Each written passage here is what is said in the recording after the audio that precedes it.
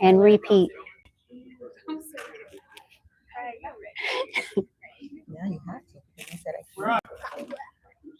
All right.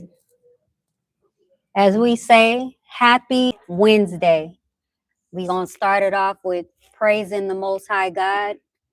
Thank you, Holy Ghost, for everything in the mighty Yahweh's name. Thank you for coming and watching our Remnant outreach. Every first Wednesday of the month is Ladies' Night. And like I always say, we're happy to have these Wednesdays where we can, let you guys, hit you guys with this fire. And, and we love our Ladies' Nights. And guess what, you guys? Like, we got some people coming. Don't trip. But our ladies that are actually here in Seattle, Washington, we growing. We about to outnumber these men. Yeah, and you guys know we be lighting them up, huh? Yeah, we be lighting them men up with that fire. And it don't stop. We gonna do the same thing tonight. What I want to start off with is I just want to go around and because a lot of times when we speak, we're just speaking, but we're not giving our names. And we're not really saying anything about ourselves. And because we're waiting on two of our Remnant beautiful ladies, I think we should start off like that so they don't miss anything, right? Yes, so I'm going to start off down here to the right.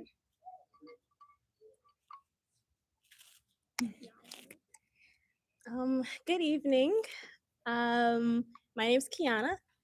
I recently, last month, I moved from New York, and I'm here with these wonderful ladies. Is that mic on? I don't know. It don't sound like it's on, but the lights are on? Yeah, lights on. Okay, closer to your mouth. Can you hear me? Mm-hmm. Oh, okay. All right, let me just restart. Okay, so good evening. My name's Kiana, and around last month, I moved here from New York, and now I'm here with these wonderful ladies. Mm-hmm. Is there anything else we should say, like add on to it? Are you single? I am not single. Also, last month I got married to my wonderful, handsome husband, Raphael. Mm-hmm. So a lot's been happening, and like Auntie Dove said, we're just growing. I'm growing, and I'm happy to be here. Praise God. Good evening, Remnant. My name is Samantha, or Sam, or Sammy, whatever. I actually just moved here from Miami, so I am now in Seattle. My Remnant journey my Remnant journey did start 7 months ago, right around the time we went to Hawaii.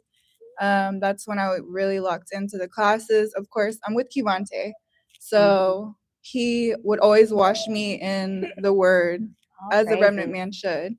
Yeah. So, don't nobody know who but when Kivante my is. consciousness really started to develop is when I was really locked into the classes. I couldn't wait in Miami, it's 10 p.m. That's when everybody's like pre-gaming, like ready to go out for the night. And here I am with my iPad at home, taking notes for the classes. Mm-hmm. Really getting like the information and really growing, developing, like getting back to my original culture. Mm-hmm.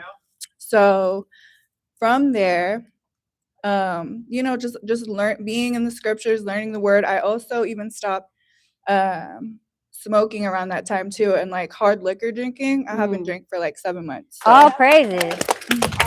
Yes, Sammy. So it's just about that like discipline. Like to the world, discipline is not easy, but when you're in the remnant and you know who the Most High is like looking at you and that have that expectation of the Most High, yeah, you have to be like locked in. That consistency is already instilled within me. So, it's war every day around here. Yes. Oh, did I do No, you didn't. I'm Karaya, Raya Fire. Yes. Yeah, that's my nickname. I take that one. And You guys already know me today. Actually, can I talk right now? Yeah.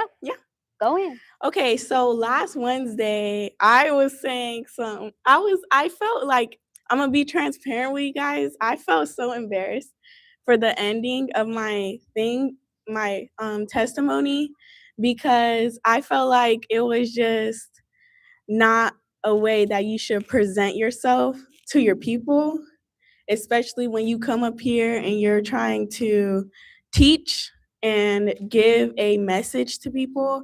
I felt like that was not a good disposition. So I want to clear that up. Okay, yeah. Yeah. Tell us why you feel like that wasn't a good disposition, because I didn't see nothing wrong with it. I felt, because whenever I come up here and talk, I like to actually, have a message, have a testimony, and actually have something for some people to grab and take with them for eternity. So if I'm just up there, lollygagging and stuff, I do not like that. And when I feel like that, I feel like I have to go and fix it and come back. And I may not even say that to you guys, but maybe you guys will know, because you're like, oh, that's the puzzle piece that I was missing from her last testimony. All right.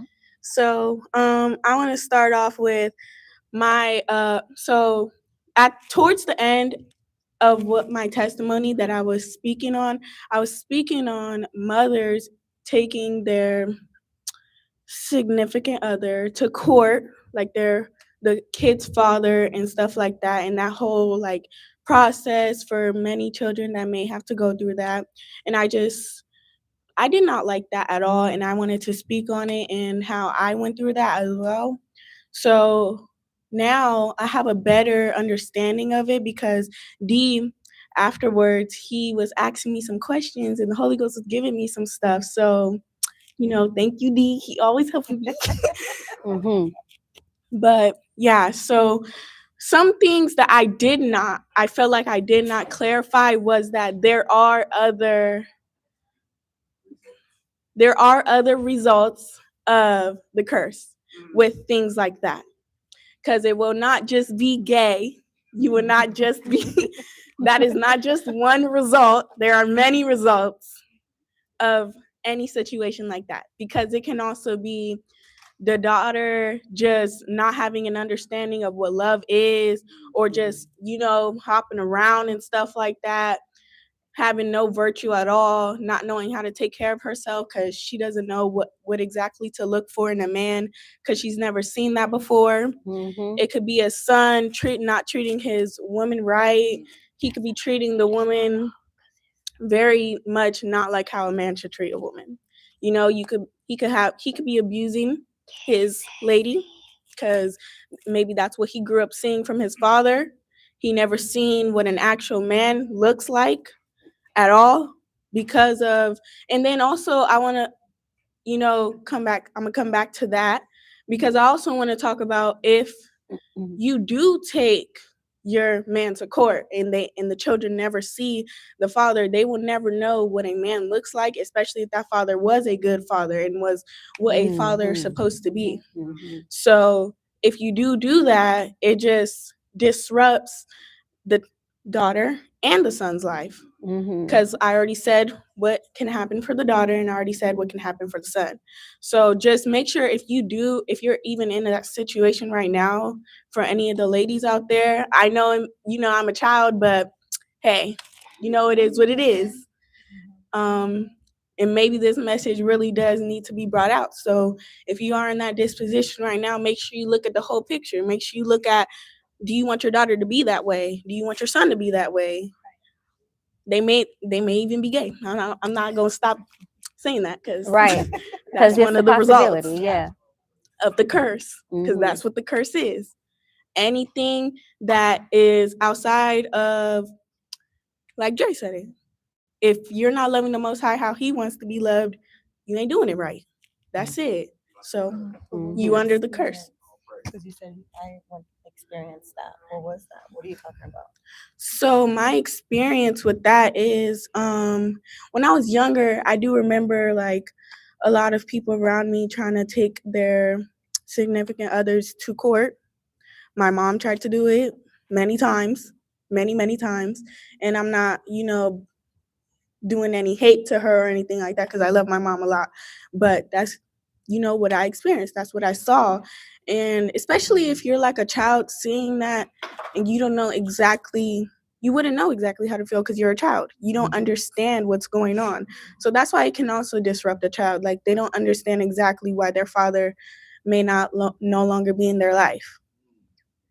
It could be stuff like that. And then also it could just be like, I don't know, like, yeah. So that's all I wanted to say. Yeah. Yeah.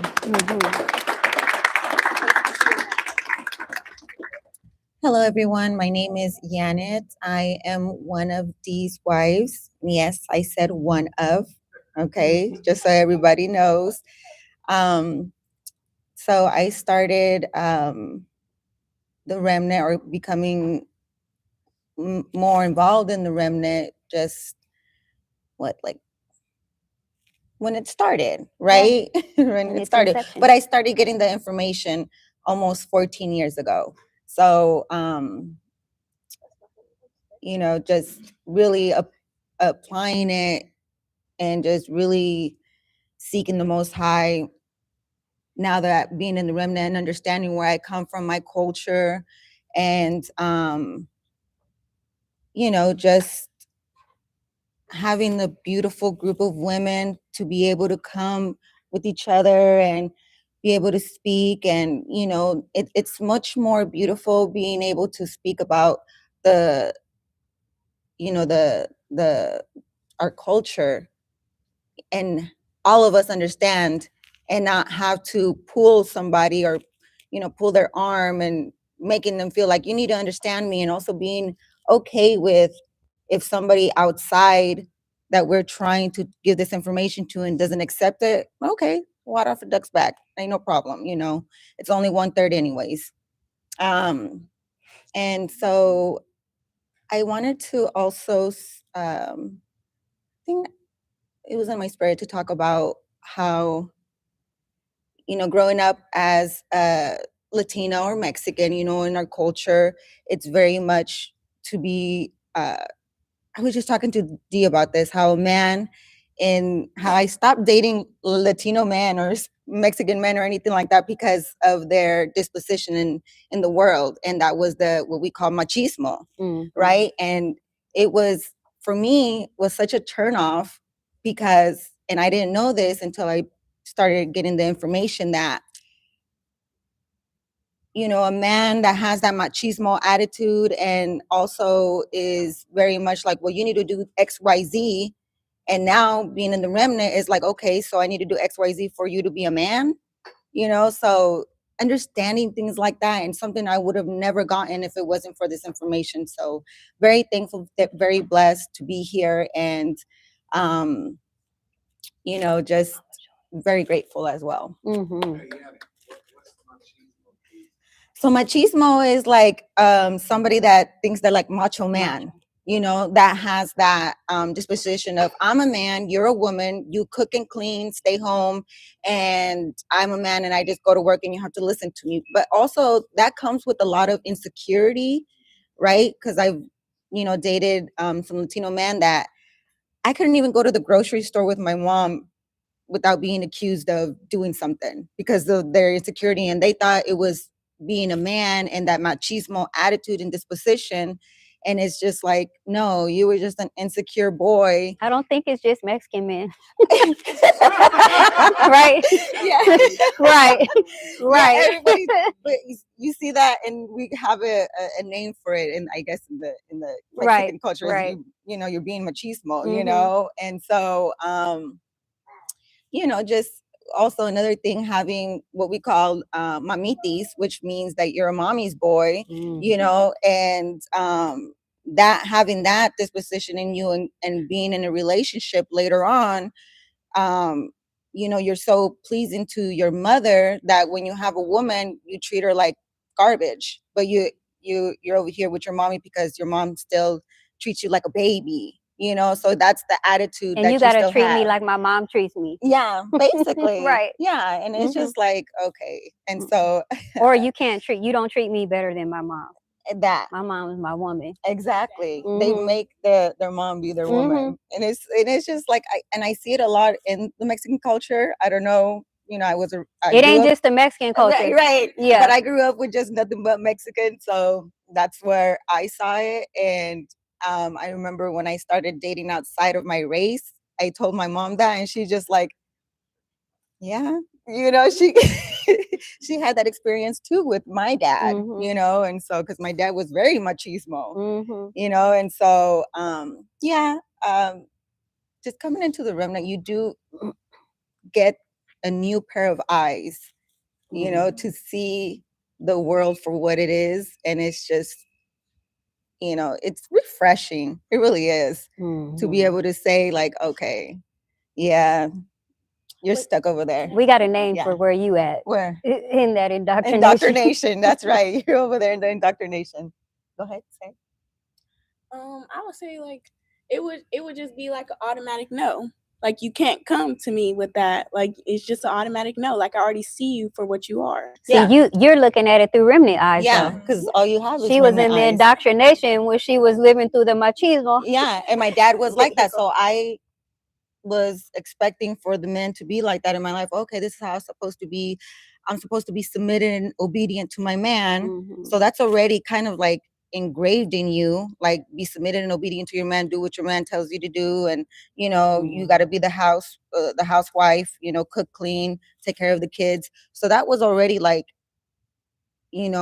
branded on you, But but you it's know just what I can say mm, is that probably in the United States, the Mexican culture is probably closer to that, mhm. closer to actually living that Yeah, life, where the women just automatically grow up in that and yeah. they submit to that. I can say, growing up with Mexicans Mhm. and being around all races, I have seen that where it's an automatic. Yeah, With Black women, it's not. naturally. It's a fight.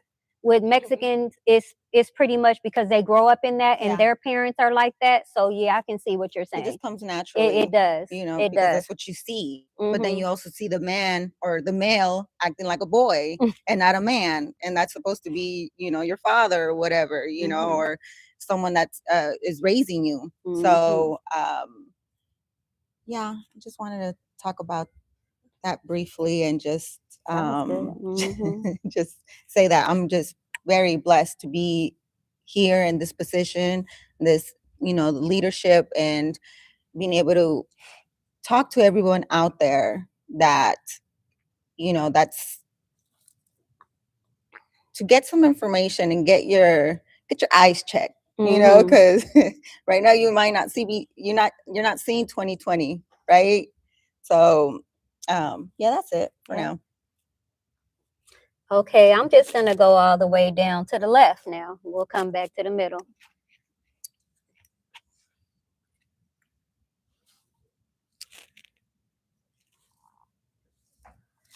I wasn't ready for that. Mhm. Taking the slides. My name is Julia. I want to say I've been in the information since I moved here. So about, what's that, over 2 years ago? Mhm. Yeah, like almost 2023. 3. Almost. Mhm. Yeah, like almost 3 years. But I can't, because even though I had the information planted in me and it was, the seeds were planted, I didn't apply myself. So I can't say that. But did I say my name? Did I Yes, say you my- did. Okay. I'm Pregnancy sorry. brain. But yeah, I can't say, yeah, I've been Remnant for 2 years. And I ain't been doing nothing for it and don't have receipts to show for it.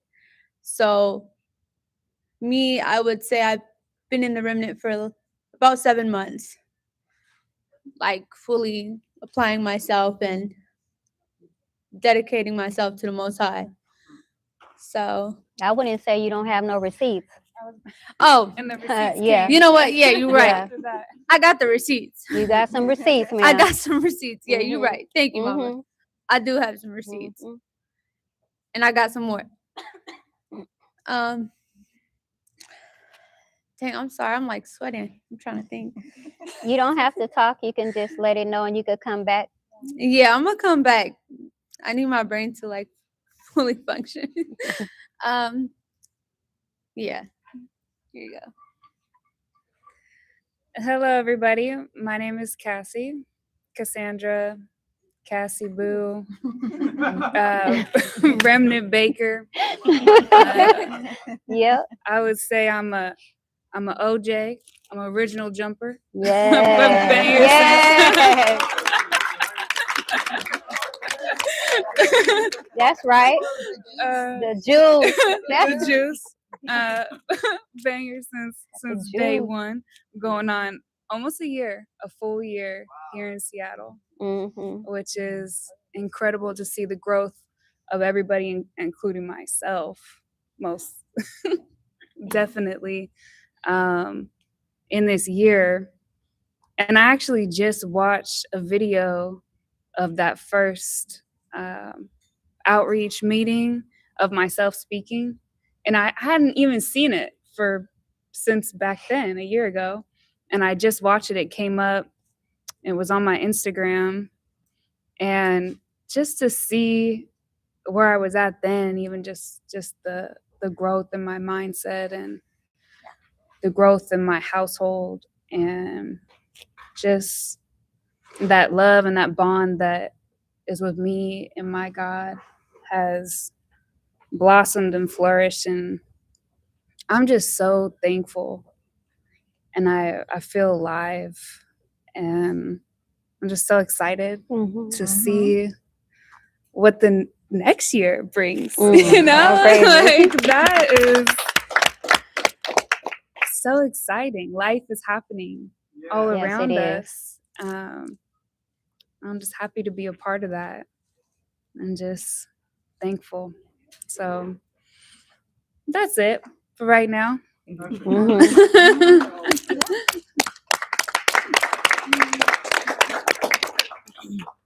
Hey everyone, I'm Tori. Hey. Hey, I've been in the Remnant since March of 2023. When I attended my first conference, I wasn't in the Remnant. You know, some of you may know that my dad was talking to us about the Remnant, and he offered to get our tickets. So I looked at it like a vacation, and I've been here since. So you know, it went from something to do to I'll see about it to the commitment came, the jump came over time. You know, I'm just blessed to be here.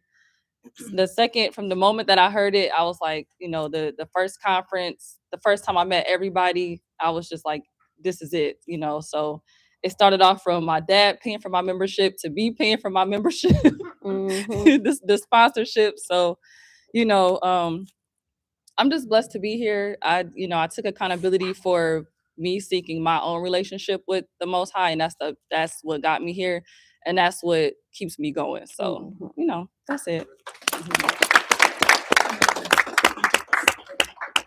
Hello, everyone. I'm Victoria. I've been in a Remnant actually last month, made a year. All praises. I'm the mother of Naya and Tori, Elijah, Manas. I have to agree with Tori. I took the initiative to get close to the Most High on my own, not just because of my family was here. And the Remnant has that effect on you. My first conference, and like them, it's like, just come see what it's about, come check it out. I looked at it as like time with family, a vacation, but it turned into a love, a closer love for the Most High. And just overnight, I've just gained a beautiful family. And just like, I'm excited to be here. I get warm when I think about that past year and how it's changed my life. So before I get emotional, I'll pass the mic, but yeah, it's a beautiful thing. I'm so happy I'm here. All praises. Good evening. I'm Naya, Queen aka Naya. Queen Naya, as y'all know. So, next month will be my second year just being in the information, and you will look at me now or my life now and think I've been here longer, but that's just, I look at that as an example of what it looks like when you're submitted and obedient to the Most High, you know, and you're really just really pushing, you know, with your faith and just being grounded, right? I was also one of the jumpers. And I would say since then, it's, you know, it's just been on and popping with my life, which just getting married and expecting to meme and, you know, this year, June, in a few months. And it's been exciting. I'm excited for tonight. I feel blessed. And yes, that's all I have for now. Yes. Okay, Remnant. You guys already know the Lady Dove, period. Okay. We're going to get into this thing because somebody said, yeah, you know, our life match our words and our words match our life around here, and so does our attire. All praises. You already know. We're going to bring that. Since we all spoke a little bit, I feel we might as well get into it. And a couple of weeks ago, the Holy Ghost gave me something, and then he just kept on compounding and compounding, and I was like, I'll take it. And I love that. I want to read from the book of Genesis, and we're going to start off at Genesis 1. And just, I know y'all don't like to read, so just listen, right? We're going to get into this. It's important to read, right? Because in our culture book, which you guys call the Bible, and we call it our culture book, is where all the answers lie. And depending on what level you are at in your understanding of the Most High, he will highlight some things to you from where you're at, because somebody else might not get what he gave me because they won't be able to get it. They won't be able to understand. But I've read this over and over, and many a times I've got different things from it. So this stood out to me, and I was like, wow, thank you, Holy Ghost, because it just goes to show, like, when he starts giving you new revelation in our culture book, he's just letting you know that he's with you, and he wants to share some things with you for you to share with your family, the remnant, right? And for those of you out there who have ears to hear, if the God of this world, Satan, has not blocked you, has not blocked your ears and blocked your eyes, okay? In the beginning, the Most High created the heavens and the earth. Now the earth was formless and empty. Darkness was over the surface of the deep, and the Spirit of the Most High was hovering over the waters. Some I might skip because I know y'all will go to sleep real fast because y'all don't feel like, but what I'm telling you is listen. Because if you learn to listen and you learn to be attentive to what the Holy Ghost is trying to give you, you might just get something. You might just hear it. And the Most High said, let there be light. And there was light. The Most High saw the light was good, and he separated the light from the darkness. And the Most High called the light day, and the darkness he called night. And there was evening, and there was morning, and there was the first day. And I'm going to skip on down because we know that he created the heavens and the earth and everything in it, right? And we're going to go down. We're going to pass up him creating vegetation and animals and every creeping thing on the ground and all that. If you read your word, you will know that. If you don't, there you go. Let's see.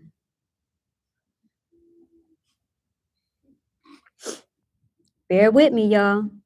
Because you know I can't read this whole thing because like I said, y'all be like going to Instagram, trying to scroll and then come back. Hold on.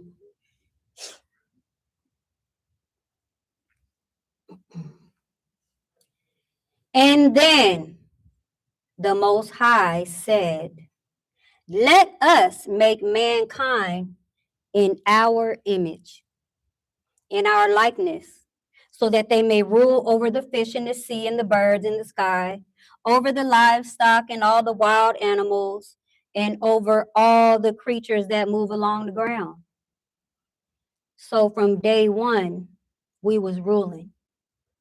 From day one, when he created mankind, we ruled over everything. So God created mankind in his own image. In the image of the Most High, he created them, male and female, he created them. When he created us in his image from the very beginning, that's where we were supposed to stay, or were we not? Do you guys believe that's where we were supposed to stay at? Do you believe that God is all-knowing and purposed in everything that he does? Yeah? Okay. God blessed them and said to them, be fruitful and increase in number, fill the earth and subdue it. Rule over the fish in the sea and the birds in the sky and over every living creature that moves on the ground. Then the Most High said, I give you every seed-bearing plant on the face of the whole earth, and every tree that has fruit with seed in it. They will be yours for food, and to all the beasts of the earth and all the birds in the sky and all the creatures that move along the ground, everything that has breath and life in it, I give every green plant for food. And so it was. The Most High saw that he had made it, and it was very good. And there was evening and there was morning on the sixth day. Bear with me. Pay attention out there.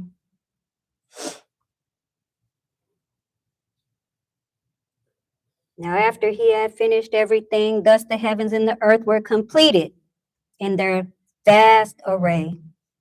By the seventh day, the Most High had finished the work he had been doing. So on the seventh day, he rested from all his work. Then the Most High blessed the seventh day and made it holy, because on it he rested from all the work of creating that he had done. I bless him because I was born on 7/7. So I know he loved me, creating me on that good day. Okay. This is the account of the heavens and the earth. And when they were created, when the Lord, the Most High, made the earth and the heavens, and now the shrub had yet appeared on the earth, no shrub, and no plant had yet sprung up, for the Lord, the Most High, had not sent rain on the earth, and there was no one to work the ground, but streams that came up from the earth and watered the whole surface of the ground. Then the Most High formed a man from the dust of the ground and breathed into his nostrils the breath of life. And the man became a living being.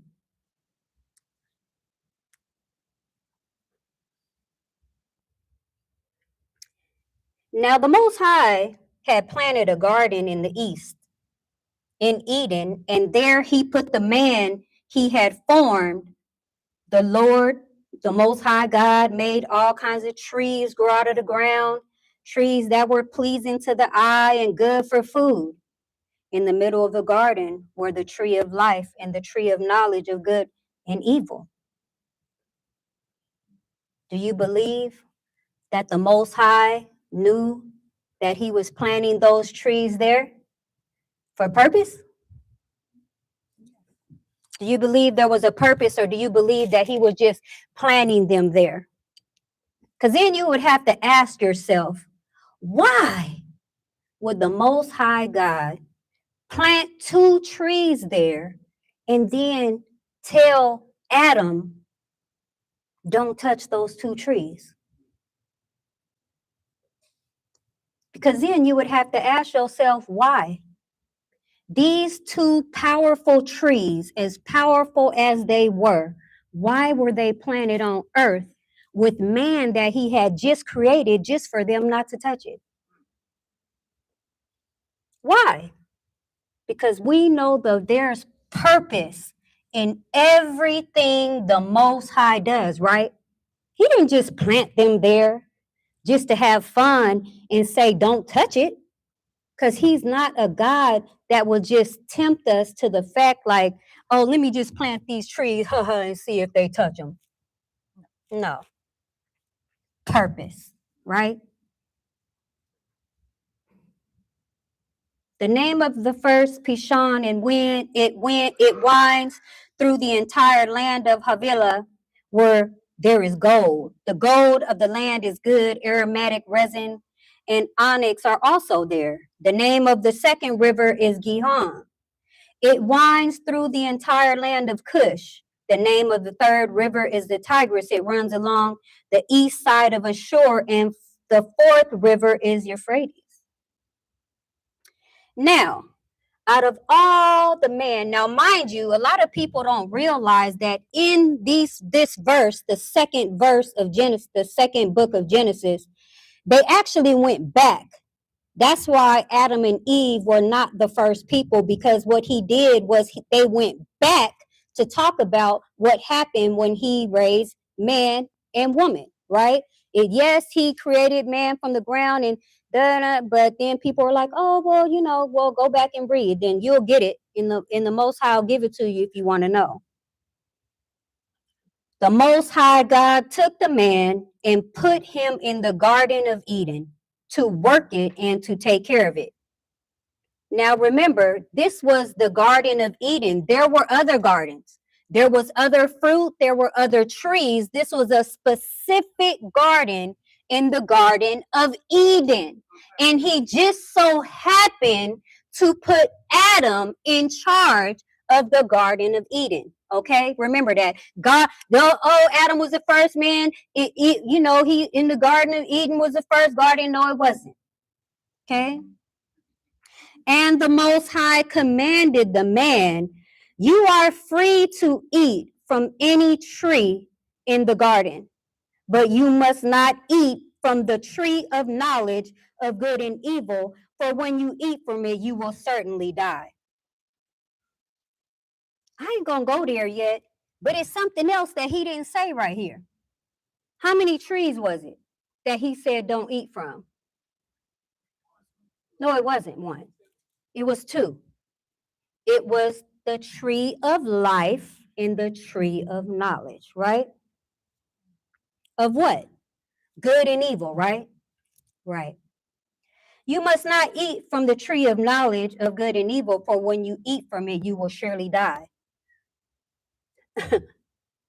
Did he mean a physical death? Let me ask you a question.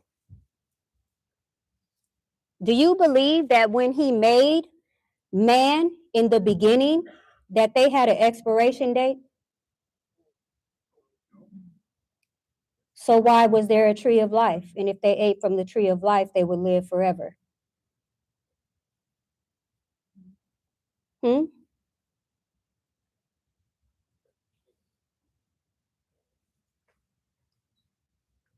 The Lord, the Most High God, said, it is not good for man to be alone, and I will make a helper suitable for him.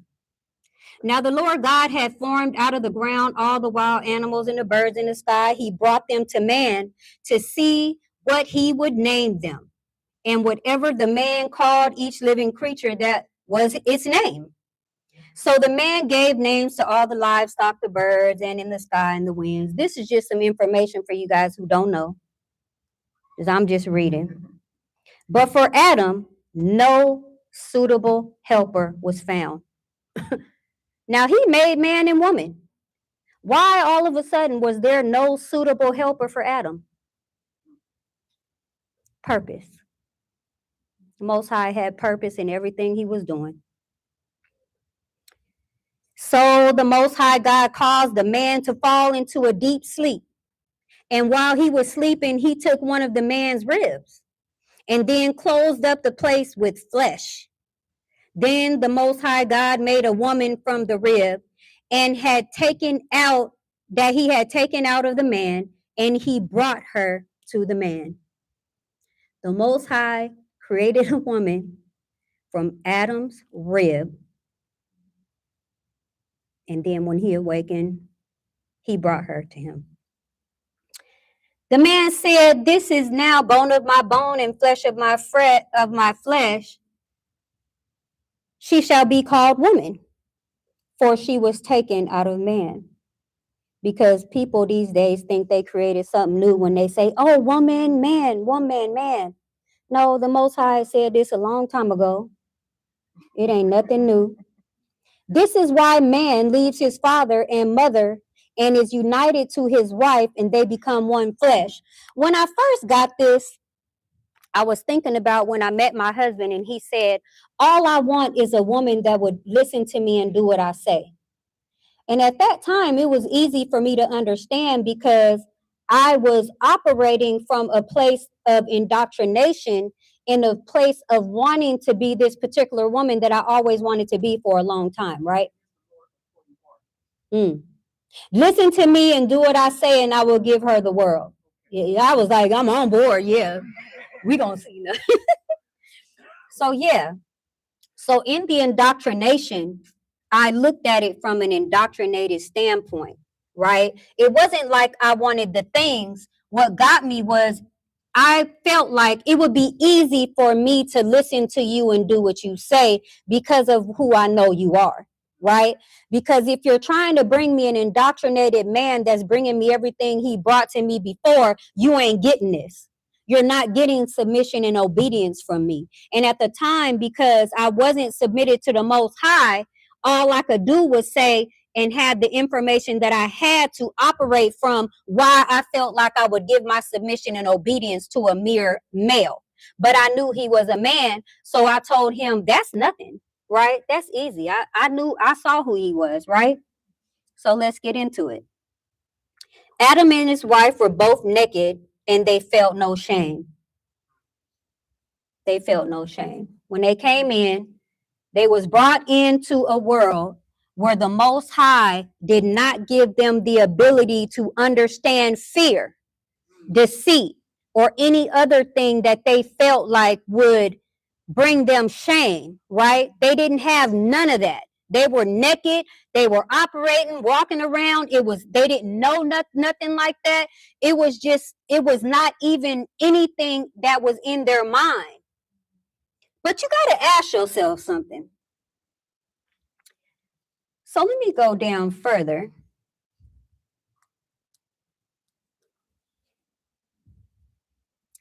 Now the serpent was more crafty than any of the wild animals the Most High God had made. He said to the woman, "Did God really say you must not eat from the tree in the garden?" Now, mind you, who did the Most High tell this to?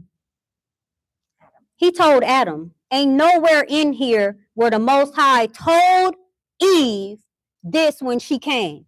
But when he created Adam, he specifically told Adam, do not do this thing. So what happened? Did Adam tell her and run the rules down? Ma'am, this is not what you do. We don't do this. Listen to me and do what I say. Right? Listen to me, woman of mine that was created for me, but as a helpmate, right? They were helpmates at the time. There was no subjection under your husband at that time. That came after Eve's butt done went and did what she wasn't supposed to do, right? Maybe she didn't feel as much importance of the word when it came from him, right? She should have, right? But she didn't. She went and she listened to the serpent, and she did what her husband told her not to do, that she knew the Most High told her not to do. And that's important, because in this remnant, if you have a remnant man, you should know that you should listen to that man and do what he says, because you know who he is and who he serves, right? Now the serpent was more crafty than any of the wild animals the Most High God had made. He said to the woman, "Did the Most High God really say you must not eat from any tree in the garden?" The woman said to the serpent, "We may eat fruit from the trees in the garden, but the Most High God did say you must not eat from the tree that is in the middle of the garden, and you must not touch it or you will die, right? You will not certainly die, the serpent said to the woman, for the Most High knows that when you eat from it, your eyes will be open, and you will be like the Most High, knowing good and evil. Because remember, they knew no shame, no deceit, no nothing, right? It wasn't even in their, they didn't operate like that. It just wasn't even in their mind. The Most High didn't give them that, right? When the woman saw that the fruit of the tree was good for food and pleasing to the eye. Now, mind you, she went and said, when she saw that the fruit of the tree was good for food and pleasing to the eye, and also desirable for gaining wisdom, she took some and ate it. She also gave some to her husband, who took it, even though the Most High told him, don't you eat from that tree. He also ate from that tree. She also gave some to her husband who was with her, and he ate it. Then the eyes of both of them were open, and they realized that they were naked. So they sewed fig leaves together and made coverings for themselves. Then the man and his wife heard the sound of the Most High God, and he was walking in the garden in the cool of the day. Mind you, this is something that he did all the time. This was nothing new. And they hid from the Most High God among the trees of the garden. Why would they hide, y'all? Because they was naked before in front of the Most High God and didn't think anything of it. Now they're ashamed. They begin to lie, and they start doing what? Being in sin immediately, right? But the Lord God called to the man, where are you?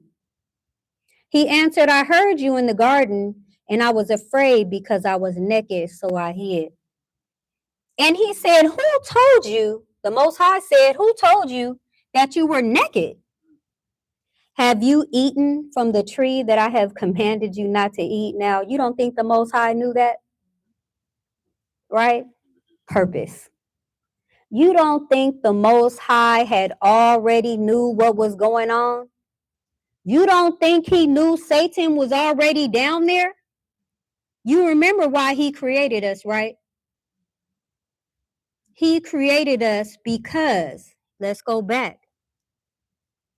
He had already said that two trees were in the garden, the tree of life, and he said later on, if they had ate from it, and I'm going to keep reading this so you guys can hear it's in our culture book. Let's go down.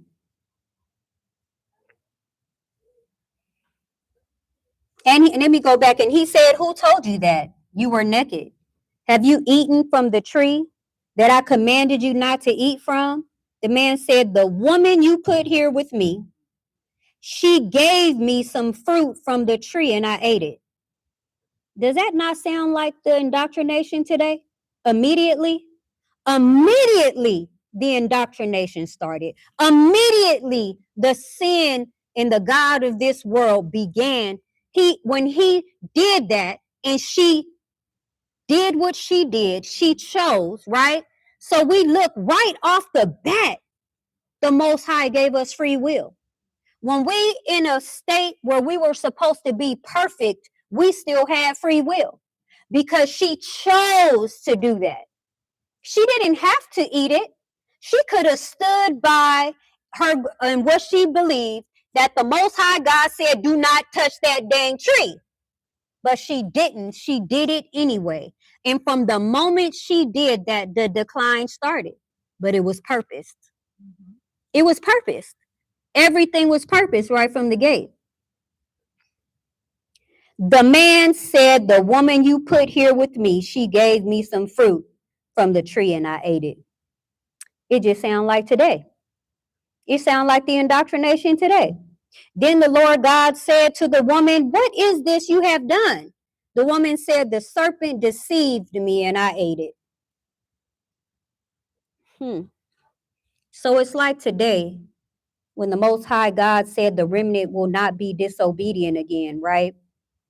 And that's like Satan coming to us today and saying, Yanit, you know that tree over there, if you go eat from it, you gonna know good from evil. We already know that.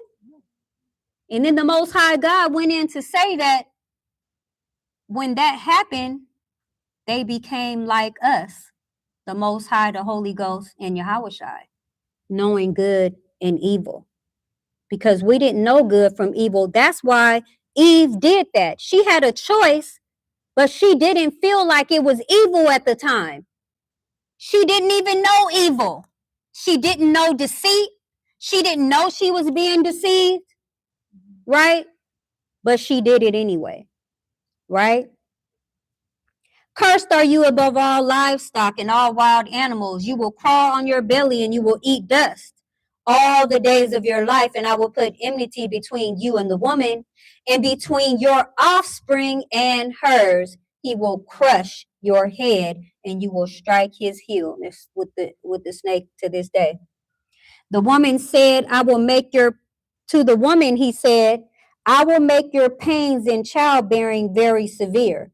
With painful labor, you will give birth to children you desire. Your desire will be for your husband, and he will rule over you, right? Because when he created Eve, it wasn't for Adam to rule over her. They were supposed to be, she was his helpmate. She was a help to him, right?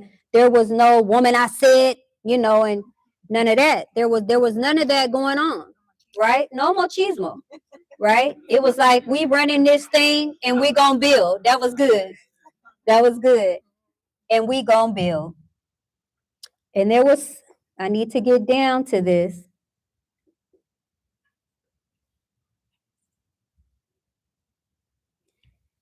And the Lord God said, the man has now become like one of us, knowing good and evil. He must not be allowed to reach out his hand. Listen. The man has now become like one of us, knowing good and evil. He must not be allowed to reach out his hand and take also from the tree of life and eat. Why? And live forever. So the Most High God banished him from the Garden of Eden to work the ground from which he had been taken. After he drove the man out, he placed on the east side of the Garden of Eden a cherubim and a flaming sword flashing back and forth to guard the way of the tree. Now, mind you, he said that had they touched the fruit of the garden of life, they would have lived forever. So obviously we were not going to be living forever, but it was something that the Most High was instituted. It just like my husband said, it wasn't for that generation, because there was purpose behind what the Most High God was doing. The tree of life, of course, it was not for them to eat, and the Most High God knew they were not going to touch it, but he still had to institute, right? Because he gave us free will. But then when he was giving it to me, he was saying that just showing where Remnant is and how you go through our culture book and how we ended up where we're at today through all the disobedience that just did not start after Abraham. It started from the gate. It started from the very inception of mankind, right? But there was purpose. And then just imagine had she ate from the tree of knowledge, and this was so powerful. Had she ate from the tree of knowledge, knowing good and evil, because she had sinned when she did that, because she did what the Most High told her not to do, right? Because right when that happened, there were repercussions for both of them for what they did. Now, what if after they sinned, they ate from the tree of life? What would happen? If they sinned and they ate from the tree of life, what would have happened after that? In what? They would have lived forever in what? In sin. Yes, indeed. They would have lived forever in sin. But had they ate from the tree of life first, they would have sinned because they would have did what the Most High told them not to do, but they still wouldn't have known the difference between good and evil. So there still would have been like this, what do you call it? Kind of naiveness with them, with not knowing the good and evil, right? And that reminded me of like, it went all the way back to all I want is a woman to listen to me and do what I say. And I'm going to go back to some stuff because it was so extensive. I'm going to let some of the ladies talk and then I'm going to come back and give you some more. But it was so extensive because the listen to me and do what I say goes all the way back to Adam. There's a purpose. There's a reason why, in this remnant, why you must listen and do what you're told to do. Because it starts with the Most High God. The listening starts with the Most High God. Listen to me and do what I say and operate as such, right? And then all the other stuff, you won't even have to experience if you just listen to me and do what I say. Because what's the Most High going to give us? Everything. The world, right? Because we already had the world. We were in control of everything to the point of naming animals. We ran everything, right? And then we lost that. We lost it from the very beginning. It didn't start with our ancestors because they was disobedient in Egypt and because Moses and did what he did and they went, saw the land of the promised land and then came back. And no, it started from the inception, but it was purposed because there was the Most High's plan all along, right? It was his plan to have this map of how this thing started so that we could be a witness to what we're teaching right now. It's like when my husband said, I had to go through this so you could see the receipts of me in operation. Well, if we never seen receipts, was the receipts coming from Adam and Eve? No, because they sinned, right? They went and did what God said not to do.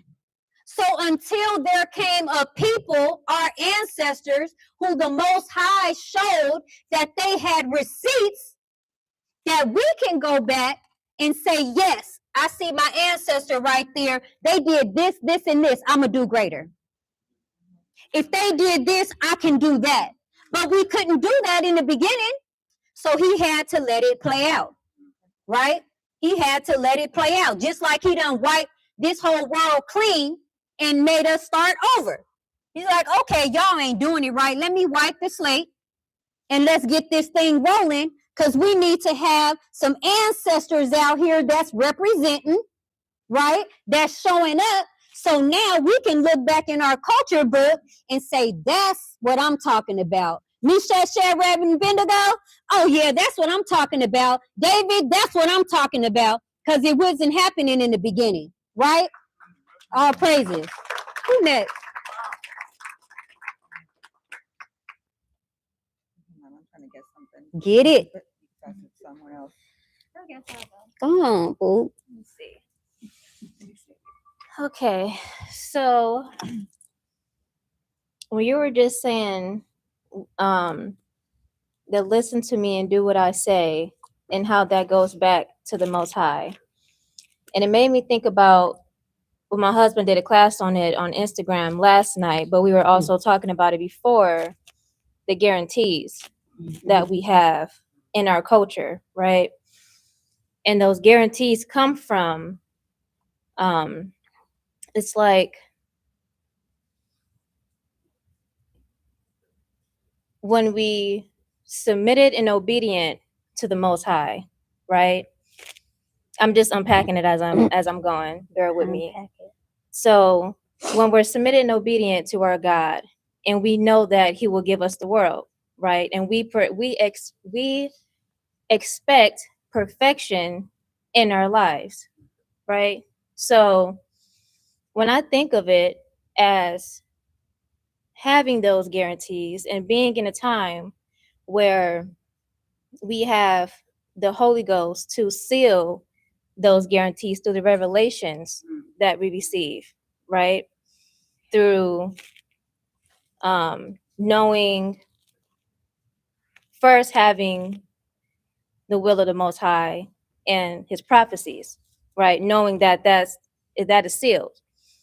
And it made me think about, even in my personal life, from which was also kind of what we discussed, being in a world where there's no guarantees, where there's just possibilities, right? So you're just living in a world where you're just guessing your way through it. You're just guessing your way through life, pretty much.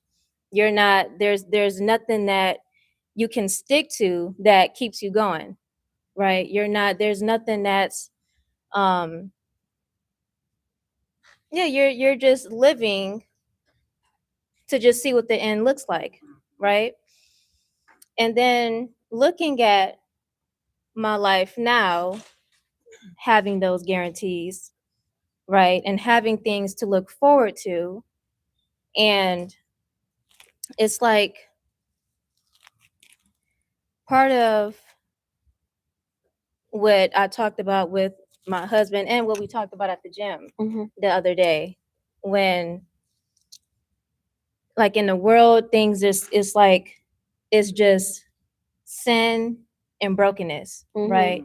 But then being in our culture, where, because we were talking about the blessing of having our community with, as far as the children, right? And you're not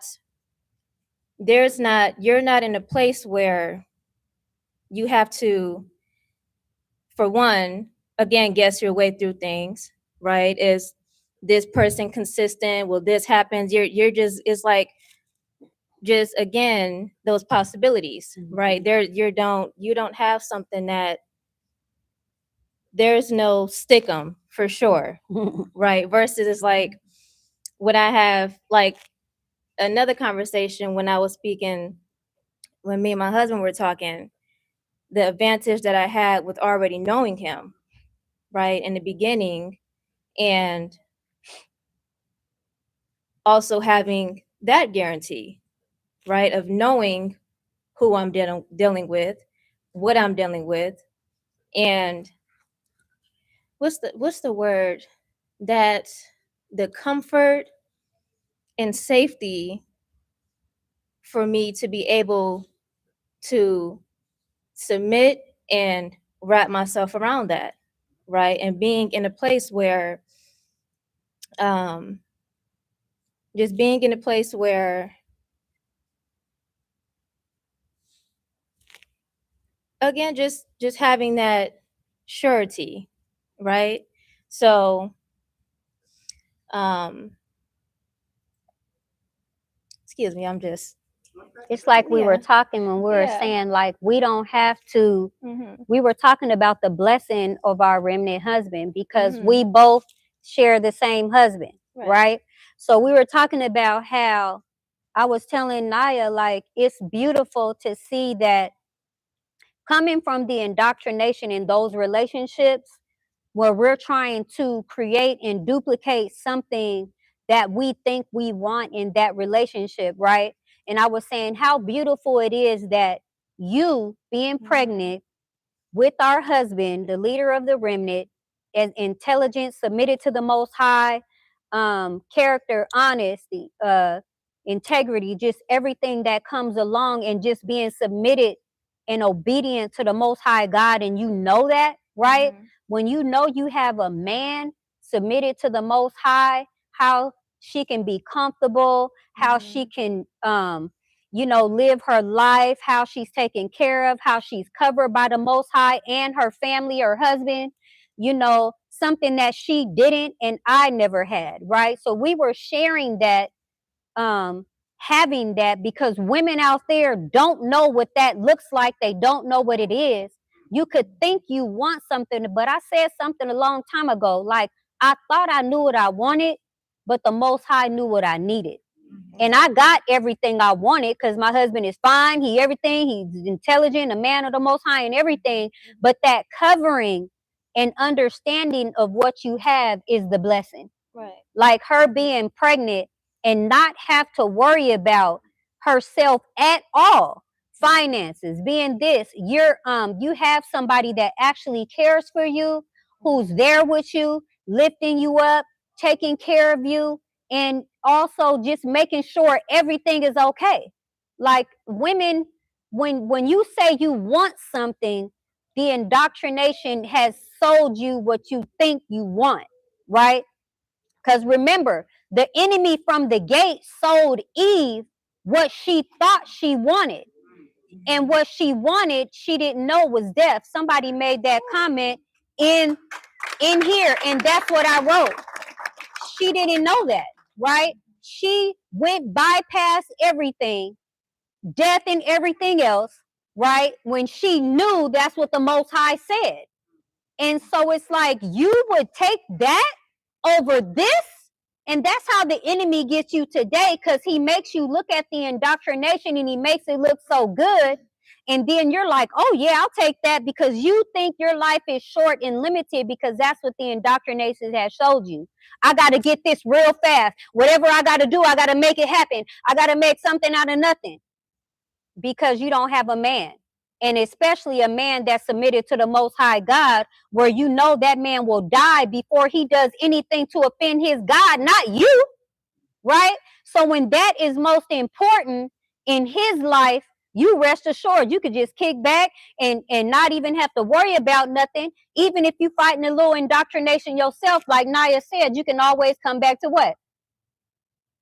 You know the facts. The facts, the guarantee. You know the facts about your husband. Ain't worried about nobody else's husband, because that don't matter. You know about yours, because you already know the indoctrination. So when a man of the Most High God comes to your presence, you automatically know, like I did. When he said, all I want is a woman to listen to me and do what I say, and I'll give her the word. I knew what that meant. I mean, the world, I knew what that meant. I said, I could do that. Let's go. And that's what it was from that point on. So like I was saying, being able to have that, when me and Naya were talking, like what a blessing it is, whatever could be going on, to come back to, I don't have to deal with dishonesty. I don't have to deal with not being taken care of, covered, all those things. My husband got me. That's what a woman wants, to know that she's gotten, that she's taken care of, right? It's like cherished, like I got you, right? Like that's what you want, not just some physical, buy me a purse and some heels today, and then tomorrow we arguing and trying to have sex and make up. No, that submission to the Most High God, where you know we don't even have that. We so submitted over here, like we looking at just the overall just peace in our household more than anything, because what people don't understand is peace cannot be bought. It has to be earned through the Most High God, right? So yeah. So and that just makes me think, even before, like if you were to take the man out of it, right, and you're just a remnant woman and you're just coming into the information, how it started off for me before my husband, right, before the Most High gave me him. And the way that something that is beautiful is that even just going back to those guarantees, the way that starting off, how first just wrapping ourselves around the Most High and his promises, and knowing and just knowing that, right? Just being submitted and obedient to him, and him, seeing that, and it's like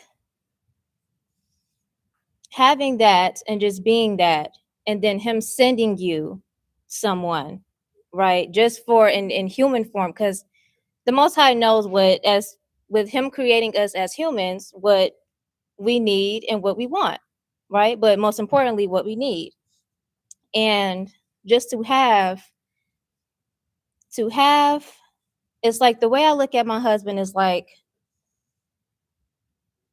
if I'm being honest, it's like the Most High in human form, right? So it's like having that, and like he was saying in a class, having that comfort and knowing that, having a man that's after the Most High, after his own heart, and just being at everything that the Most High requires, and having the comfort and not having to second guess anything, just having those facts of just being able to just be a woman, something that the indoctrination, where it's a lot of destruction in that, where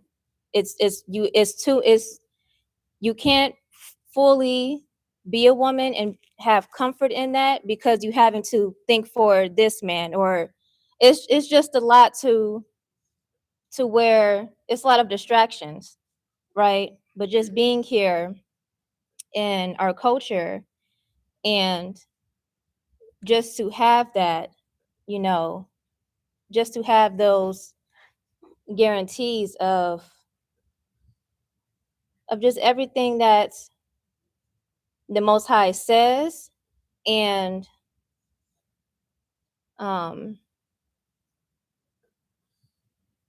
yeah, just having that, right? And just the beauty, and just the beauty, and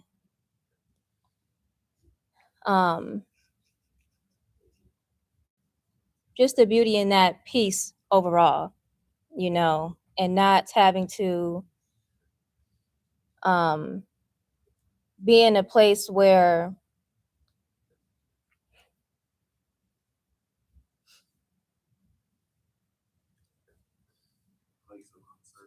not just uncertainty, but misguidance, right? Whether you have the man, whether you have the woman, it's just the beauty of just having the Most High himself to guide you, and in your life. And yeah, just to have the comfort in that, whatever the situation looks like, whatever it is that we have to go through, but just to have that guidance, right? And just his word, and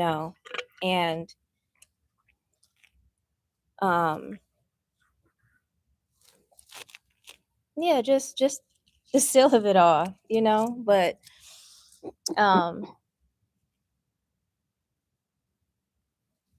I think I'm gonna end off there for now until I get something else. But I definitely, that came to me when you were saying about that listen to me and do what I say, and how that the guarantee just just ties right into that, What I as was long as you're on the path of what he requires, and yeah, and just being that, all praises. yeah. Yep. Yes. Yep. I was gonna say that another thing is, as I was going through that and I was studying and looking at what the Holy Ghost was giving me, I was like, this is not, we look at the beginning as the fall of mankind, right? Like, oh my God, she's saying, and we could look at every curse that was laid on us because of our disobedience, but it was actually the beginning of our eternity, because they were never meant to live eternity anyway, because we already know they weren't supposed to live for an eternity right then and there, because the Most High allowed them to eat from that tree and didn't allow them to eat from the tree of life, which he said they would have been living forever. So I just said it wasn't the fall of mankind, but it was the beginning of our eternity and learning the Most High. Because had that never happened, like Adam and Eve were actually like babies.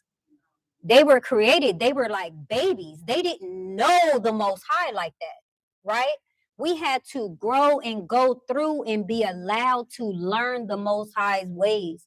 And I just see that as the beginning of eternity for the remnant, eventually for us, right? To have something to look back on our eternity in learning the Most High.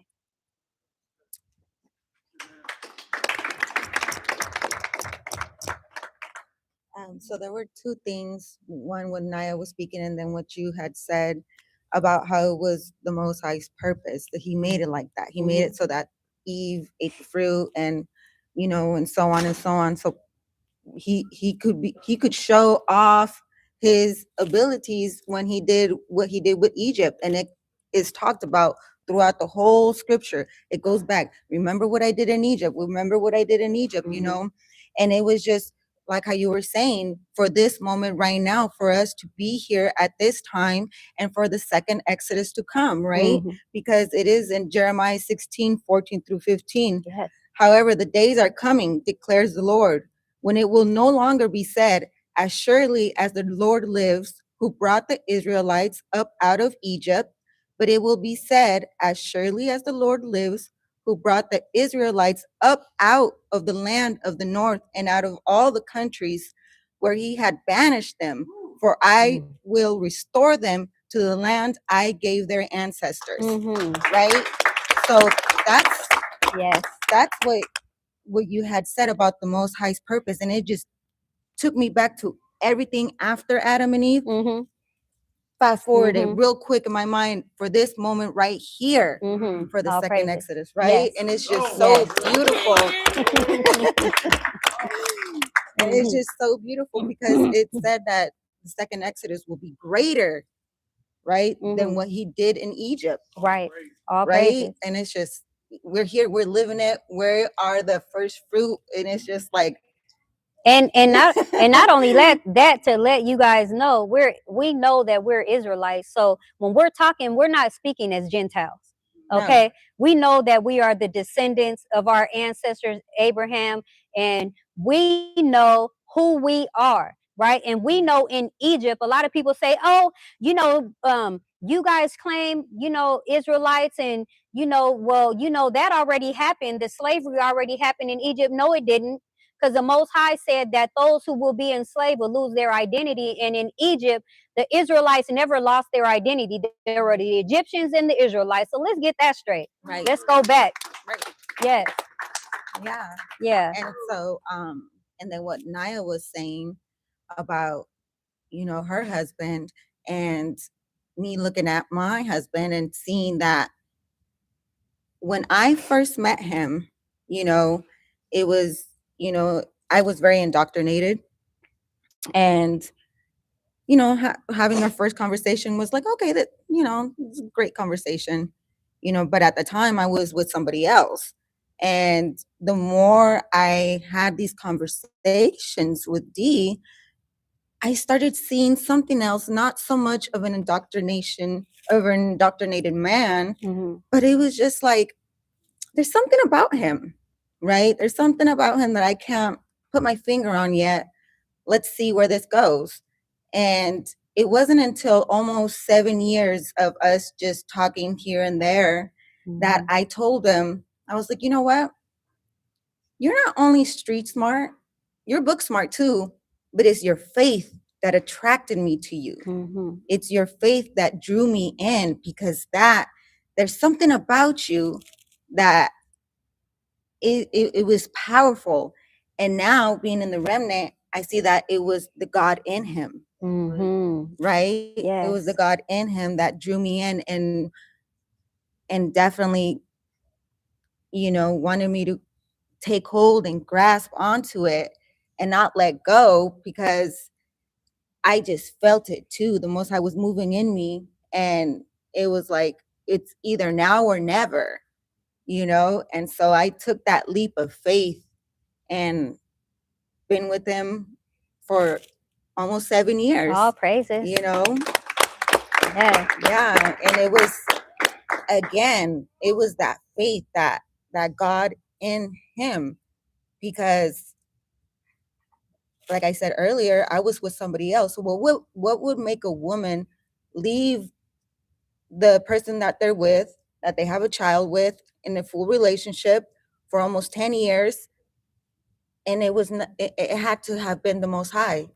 Nothing else could have made that happen, you know? So I know there's like a lot of, you know, men out there that just want to have a woman. They just want, you know, to have a woman right now.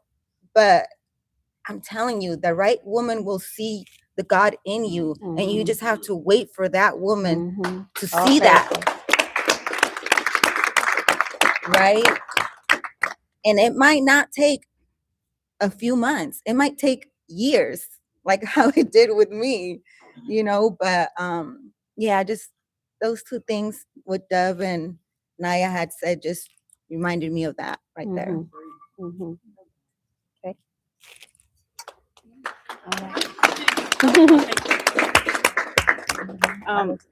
I just want to touch on what Dove said. It's interesting that she started with that topic, because the last couple of days I've been sitting and thinking on, because in this context you would say that the snake would be the enemy, right?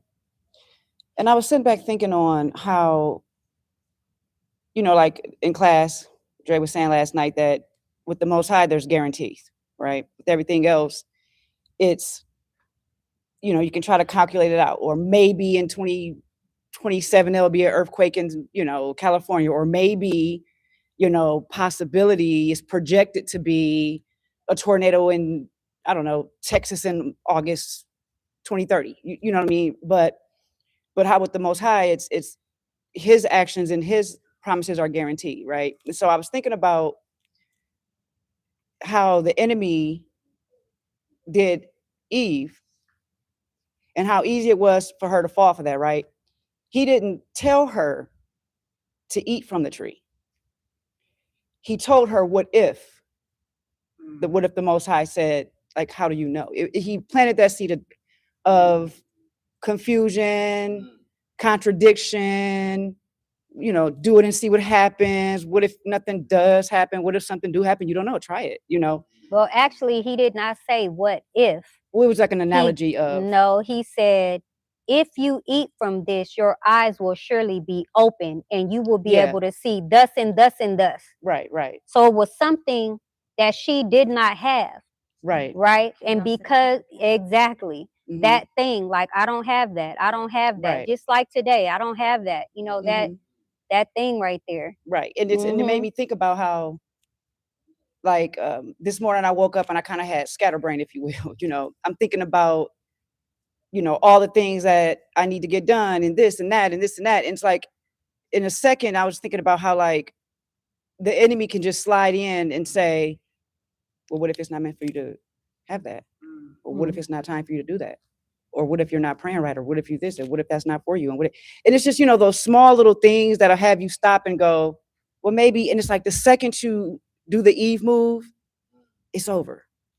You know what I mean? And it's like, you know, the if, you know, and like Dove said, because you've never had it, you want to try it and see. And you're not realizing you're setting in motion this whole just disaster of your situation, right? So it just made me think about that, and like the things that we want versus the things that we need, and how the Most High, you know, with him, you need nothing. He supplies everything. And so just like in little moments of us thinking that we need something, and it really is a want, because of all our needs are already met, you know. And then it just makes me think about, like, how with the indoctrination, it's everything. It's clothes, it's food, it's a new phone, it's a new car. It's the smallest thing will have you feeling like your needs aren't met. You know, and it just makes me, you know, just so grateful that I'm in the information and I operate in it, because the second those things come in mind and I think about something and I start to get discouraged, if you will, it's like that comes back, and it just like I could just picture the snake on my shoulder. Like, what if you, and it's like, absolutely not, you know? And then I was came across something, and it was saying, you don't pray when you're in war. You pray every day, all day. That is the armor. So that the enemy knows that, you know, because like, I think it was asked in class, I forget what class it was, when someone said, can the enemy read your thoughts? And you first have to speak it, you know, and then when he hears it and he hears that, what if, he moves, you know? And so that's why I just feel like, you know, stand in information, stand in prayer, it armors you. The enemy, you know, because just like the Most High scans the earth, the enemy's, he's waiting too. And it was maybe last year, Dre said in class one time, don't quote me on how exactly he said it, but he was referring to like how the Most High fights for us, and he wants our heart. So does the enemy. So does fear. So does these all these things that is not of the Most High. It's waiting too. It's at your doorstep too. You know, waiting for you to, what if, waiting for you to have those moments of doubt or insecurity. You know. And so I just wanted to speak on that. And it's interesting that Dove started that topic, because that's been weighing on me lately. Those moments of doubt, those moments of insecurity, you have to stay on top of that, because that is the snake that it's waiting for that. And it's the slightest second of you not believing, it's over. And, you know, and once it enters, the work it has to do to get that thing out of you, you know what I mean? Or to get that thing go off your doorstep. You know, you just constantly got to stay on top of it, because just like it would ruin mankind, it's like Cavassier say, we are our own nation, you know, so you could ruin nations, you know, just by letting the enemy in for half a second. You know, it's the work it'll take to undo that, you know. So I just wanted to share that.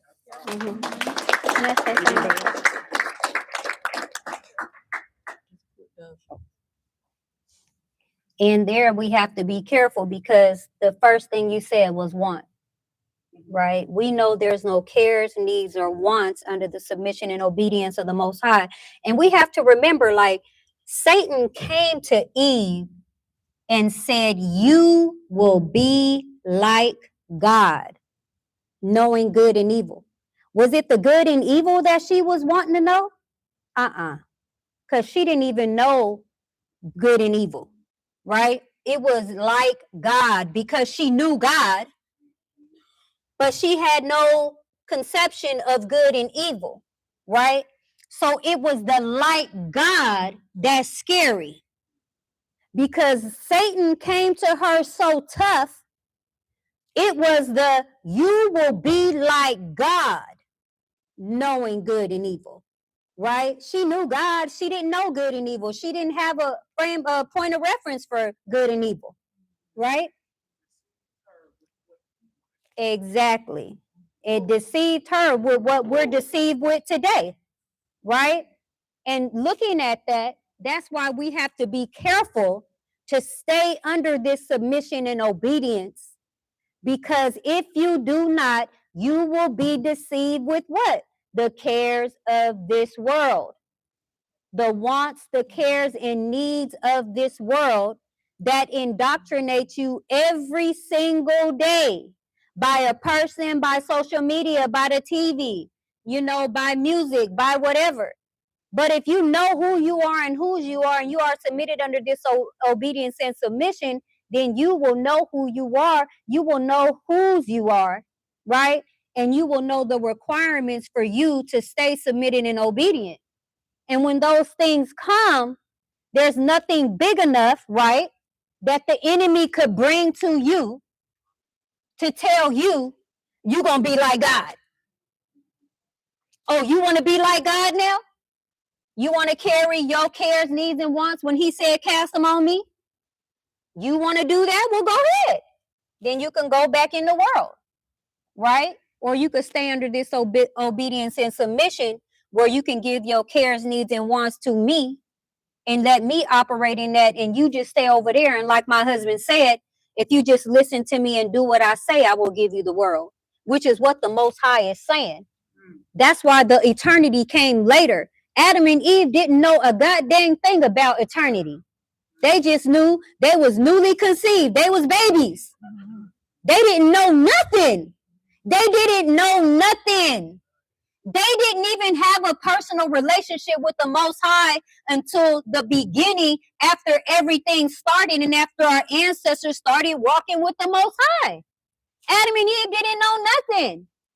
They knew God walked with them in the cool of the day. They knew God, but they really didn't know him, right?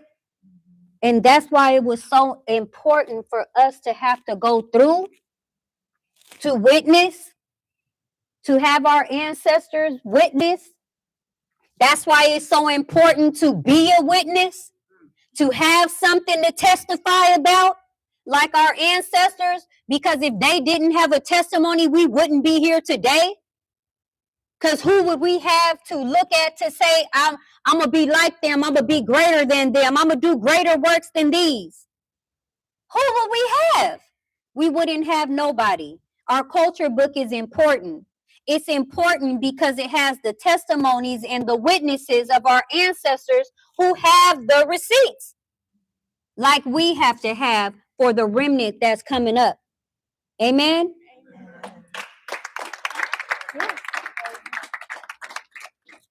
Anybody? Cassie? Cassie? Oh. Speak now or right. So my mind was like going a bunch of different places. First, I was thinking about the guarantees that we have from the Most High, and with the information that we have being submitted and obedient, and what comes with that. And then I was thinking about when you were talking about your husband and the covering that comes with that, and how that feels, being able to just fully submit and believe because you know who Andre is, right? So then I thought about me and my husband, and it's something that I've reflected on quite a bit. The past couple of months have been very eventful in our house, and have been through the entire time of us knowing each other, because that was purpose. We needed to be able to experience those things together so that I know who he is, he knows who I am. And that was before the information came. So now when the information is here amongst us, to be able to really see how we are submitted and obedient to our God in our own right, and how we treat each other. So I don't want people to think about too much of the materialistic things, being able to, it's a blessing to be in a position to not have to worry about finances, or being able to just move how you want to move. And not everyone's in that position. But more importantly, what I've been able to reflect on is that in those times where I just need my husband, he is there. I was pregnant. We recently lost a child. And even then, he's like holding me as we're walking out. I had to have a procedure done. And I was like, you do love me, you know? And I was talking to my dad about, because I was going to the hospital multiple times. I was in the emergency room, this and that. I was talking to my dad and just said that he's like, oh, was Alex there with you? And I'm like, yeah, of course. Like, and he's like, wow, that's, I give him props for that, and just like tell him that I'm so thankful that he was there with you. And the more that he said it, I finally had asked him, I'm like, this is normal to me. This is to be expected, for him to be there for me in those times. And my dad's like, yeah, I never was there. That's not for your mom or, in any other situation. He just didn't have that, number one, that manhood, or knowing what is to be expected from a man. And then when you go deeper, what is to be expected from a remnant man, somebody who's submitted and obedient to his God, that falls into his character, his accountability, his, so then it made me just be closer with my husband even more. But I've gone through multiple surgeries throughout the time we've been together, multiple, health issues, all kinds of stuff. He's always been there. And, even like 2.5 months ago at my job, I'm the manager at an apartment complex, which I've talked about before, and we experienced a big flood. Multiple units, 30 units were flooded. People had to leave their homes. It was a big deal. And I had to show up. I've talked about how I got into the position, and I'm going to do what I'm going to do. I have the owners of the company walking in saying, oh yeah, she got this. She got it over there. Because that's how we operate anyways. But me being that stand up, powerful, fully in operation, just doing what I need to do to be able to come home and just be in his arms for, I just need 3 minutes. I just need 3 minutes to sit here and just cry and release that. And he's there, and he's been there. And then it's like, okay, we're done now.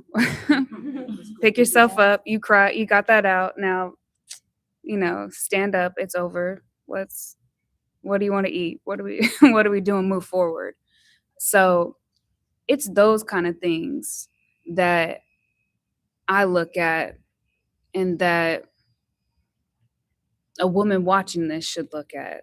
It doesn't matter where you're at financially. Oh, he doesn't get me roses, or this and that. That stuff is so small when it really comes down to, is he there? Can you learn something from him? Does he give you advice? Does he hold you accountable? Does he make you want to be the best, greatest woman that you can be? And on top of that, does he bring you closer to your God? Period. Or does he pull you farther away? Man, that's right, Cassie. Because that's what really matters. Yes. And like what Yana had said, men and women who are not in relationships, of course we desire to have someone, because that is the order.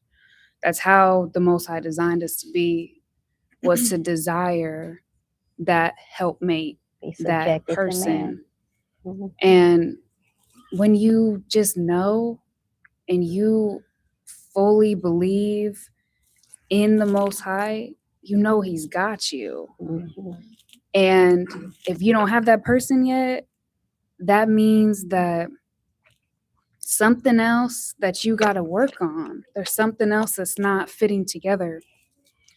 When I had that miscarriage, I felt it that day, and we had discussed it when you came up here, couples night. And of course, as a woman, you're going to feel those things. we also know that, you know, we see how it's developing. So of course I felt that, but there are women that become completely devastated and just say, well, that's it, you know, it's never going to happen, just are down and out for months, years. And it wasn't like that for me. Oh, crazy. It was really an immediate. Even when I found out that I was pregnant, there's already like, no, it's on the Most High's time. I was blessed with knowing that it can happen. Oh, He showed me that for a purpose. But also knowing that, hey, I'm either going to come out of this with the baby or I'm going to come out of this with the testimony or both. Oh, crazy. And if you go into any situation like that, that's just a powerful place to be in. Because it was, you know, a matter of hours, days, where I was resolved in that. And I was talking to my mom had called me. My grandma like sent me a package, like, and I got like, when I got back to work, you know, like these grieving cards and stuff were at my desk. And I'm just like, oh, it was that indoctrination. Wait a minute. Should I feel this way? Am I not feeling something that I should be? And then it was that immediate correction of, no, you're bigger than this. You already got it. You know, you already know what it is going to be. And then on top of that, having my husband to be able to talk about those things with, you know, and for him having faith in his God and being in that position is, you know, of course, obviously a huge blessing to both of us. So yeah, that's where I was going with that. I feel like too, like in the indoctrination, you don't feel like you're sharing something with somebody. You feel like you're alone. Yeah. Right? In the remnant, like me and Naya was talking, she never has to feel alone. She's got another family. She has her husband. She has her own family here. She got me here. It's like, in the remnant, it's like, you never have to feel alone. With your husband in the remnant, you know he got you and you don't feel alone. You have like you said, someone to share something with, right? You're not going through anything by yourself. In indoctrination, I always felt like I was by myself. Always. I always felt alone, not lonely, alone, because I did not have the Most High. Now I go through stuff now and I could feel lonely sometimes when you're going through your salting or something. You could feel lonely, but you know you're not alone because you know the Holy Ghost is with you. You know the Most High is there, right? But in the indoctrination, you always feel alone, right? Everything you go through, you feel like there's no way out. I can't turn to nobody. Nobody understands me. I feel like this is exotic and nobody else is going through this but me. Over here, it's not like that. We don't have to feel that unless you just want to, unless you're just looking for something to enable you to have those indoctrinated feelings, right? But over here, like, we don't have to carry that. We don't have to carry stuff by ourselves. We don't feel alone and lonely and But stuff like that. Not just you because know? of our husband, but because we Because have of the Most High. Yeah. But And to be too, able to have because that love. yeah, you have your husband. That's different. It's a separate thing. You don't have to put it in like with the bowl of sauce. It's something that he gave you to feel that separately, right? So you can distinctify. That's why we could talk about it right now. That's why I can talk about it. I can distinctify between the indoctrination in my marriage and in my relationships, in the indoctrination, in being in the remnant and having my husband who I know is submitted to the Most High, and so am I. Right? It's two different things. I can distinguish between my relationship with the Most High and the relationship I had in the world, right? And just like with the remnant and my family in the world, right? So it's different. Like he's giving you things to say, I have this, I have, you have so much. It's not just all thrown in the pot, because everything gives you a feeling, but you know you have that. You have that covering. You're able to share. You're able to share things with your family. You're able to go through things, and you're able to know that nothing is exotic to us. It's normal. And as a matter of fact, we're living this thing. It's totally separate from the indoctrination and what we went through right out there, and come over here. And we know it's the total opposite, right? Of knowing that people don't have to live like that, going through the vicious cycle of indoctrination and assimilation, right? You can literally come and have the peace that me and Naya talk about we have, right? Like I said, unless you just don't want it. If you're a person that's fighting the peace, right? And you just want that drama, because there are people like that. That's why the God of this world, Satan, right? He impairs the eyes and the ears. They can't see, they cannot hear. It is literally impaired. That's why you can talk people to death. They can see your life. It don't matter. They're going to blame it on something else. They're going to point at the bad. If you change your life and you have a checker pass, they will stay with that. They don't care what you're doing now. All they care about is who you were. And thank God the Most High don't look at us like that, right? Yeah. And I was talking to my mom like over the weekend, because she watches the classes Wednesday nights on occasion, or maybe all of them. Hey, Mom. Yeah, she might be watching right now. And she had recently got out of a relationship. She was with somebody for like, I don't know, 6 years off and on, or I don't know exactly the situation, right? Her and I have had many conversations about it. But there's parts of what we talk about that resonate with her, which there's been multiple people who have came and gone in the classes. And, you know, if it doesn't stick, but I think it's really what turns people away is that accountability. Because it's not that you don't get it. It's like, oh, this is it. There's some requirements over here. Yeah, it's a hold on. So I was kind of explaining to her what our testimony is, and what that means, and what it is that really we're doing. And it's our purpose to be able to share those experiences, good or bad, because it helps people to see those signs and to believe in the works of the Most High. My husband sent me a message earlier, so I might as well bring that up as well. Because we were talking about the blessings of the curse. This is the promise of the curse if we go astray. Deuteronomy 28:54.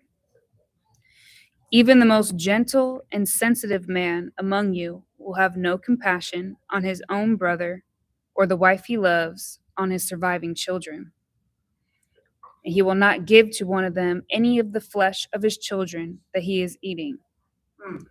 It will be all he has left because of the suffering your enemy will inflict on you during the siege of all of your cities. The most gentle and sensitive woman among you, so sensitive and gentle that she would not venture to touch the ground with the sole of her foot, will begrudge the husband she loves and her own son or daughter, the afterbirth from her womb and the children she bears, for in her dire need she intends to eat them secretly because of the suffering your enemy will inflict on you during the siege of your cities. It's I don't want nothing to do with that. Yeah. To say the least. But there's multiple points in our culture that talk about what's going to happen if you turn away. And there's multiple scenarios and prophecies that'll happen if you don't. You have a choice. We continuously talk about that. And I know where I'm going to be. So. All praises. Yes. Kariah. Well, I can pass it down. yes. Go ahead. Kariah, can you hold on? Oh, you have it? Okay. Because I know I always got something to say. Go ahead. Go. You got your notes out and everything. Yeah. Go ahead.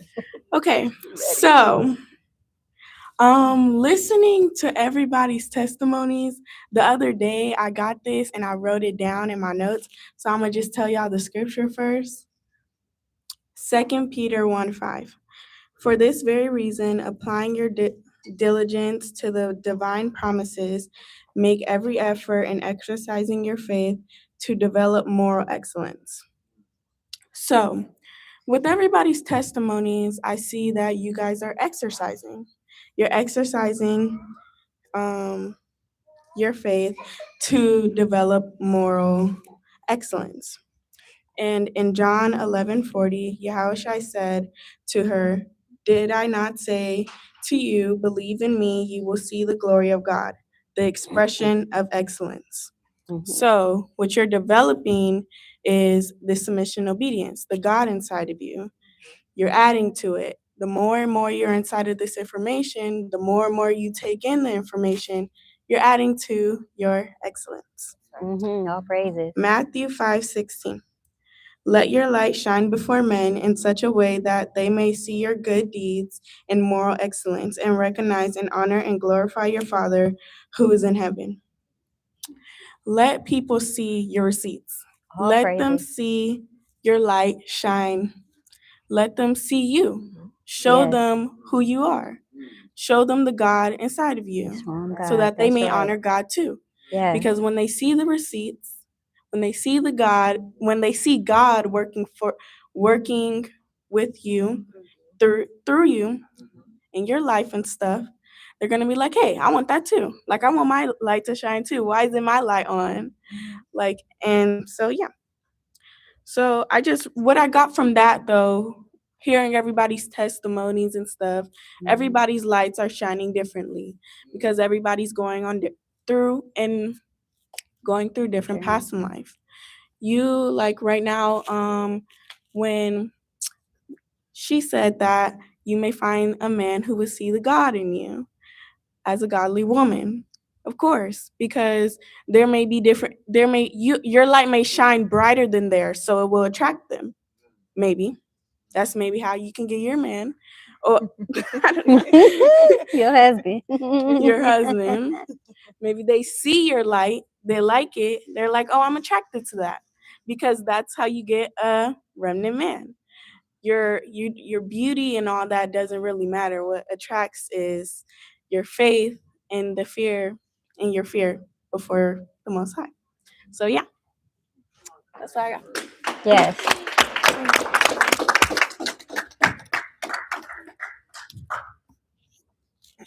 Come on, Tori. Boo. When I was looking at me. Good evening, everyone. Good evening. So there was something that was on my mind yesterday.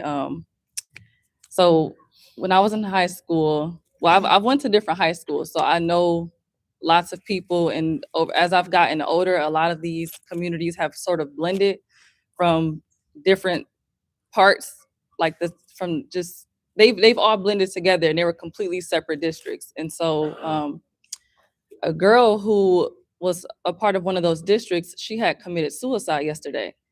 And so I didn't know her personally, but we shared a lot of mutual friends to where I would see her occasionally. And it made me think about how it hit different hearing the news about her committing suicide, especially from how close I had been at that point. And being a blessing to be able to look at that differently while having God in my life. You know, in the past when someone would commit suicide, I didn't, it would be like, dang, that's deep. Like that's heavy, but I feel them because I've been there. And, you know, and at sometimes the world can make you feel like that's your only option. And I remember choosing between, or not choosing, but well, I did have a choice, but I remember balancing between suicide and staying here and how close I was to that. And for that to even be an option, you know, oh, hold on. And so with that, I was just thinking about like how how big that demon was on her for her to follow through with that, you know, and how crazy, because it's like I couldn't imagine at the time in the world. It's like everybody is depressed or you're going through, that's the norm. Like everybody has something going on that's heavy. Like I have a cousin who thank you. I have a cousin who is just always on the verge. Like she'll get upset and be like, I'm finna do it. And it's just like, dang, Wow, girl. Like, yeah. you know, it's that's in the world, it's like that's them. That's how they are. They not gonna follow through. But it's like, and my brain was like, what if somebody in the remnant was saying that? And how devastating and like the horror of it. And I was so desensitized to that. But before being in the information to now, it's like, oh my God, like what were you going through or taking on to where like that was your end result, you know?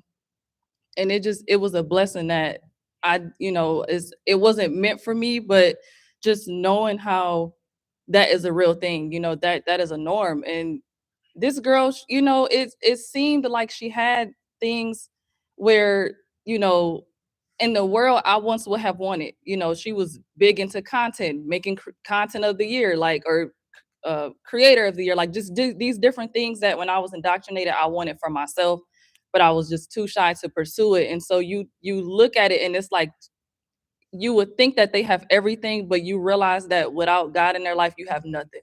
Like you're just collecting stuff, and now it's just a memorial of internet presence.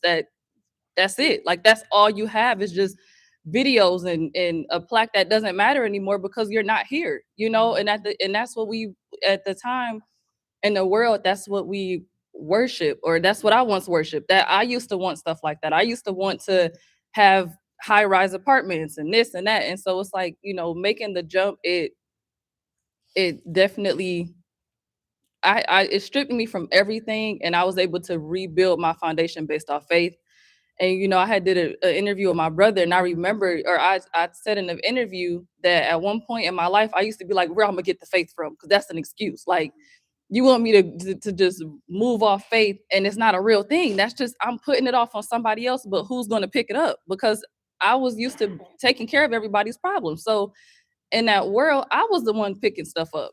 And so I'm like, I don't have anybody to do that for me. I don't have anybody and at the time it sounds strong, but that was a victim mindset of like a who gonna take care of me, you know? But it's just the constant layers and the constant tricks, and just knowing that in the world, that's just, it doesn't get better. You know, a lot of times it's like you don't have that peace, you don't have that restoration of being able to sit back and be like, dang, everything that was once big just doesn't matter anymore. Not because I don't care, not to abandon it. Well, in the worldly sense, to where I didn't just disassociate it. You know, it's still there, but I'm just not going to attach myself to it. But it's that full abandonment of shedding things that were once big, shedding things to where something as far as committing suicide is just so far from me. It's not even far, because you can get closer to it. It's non-existent.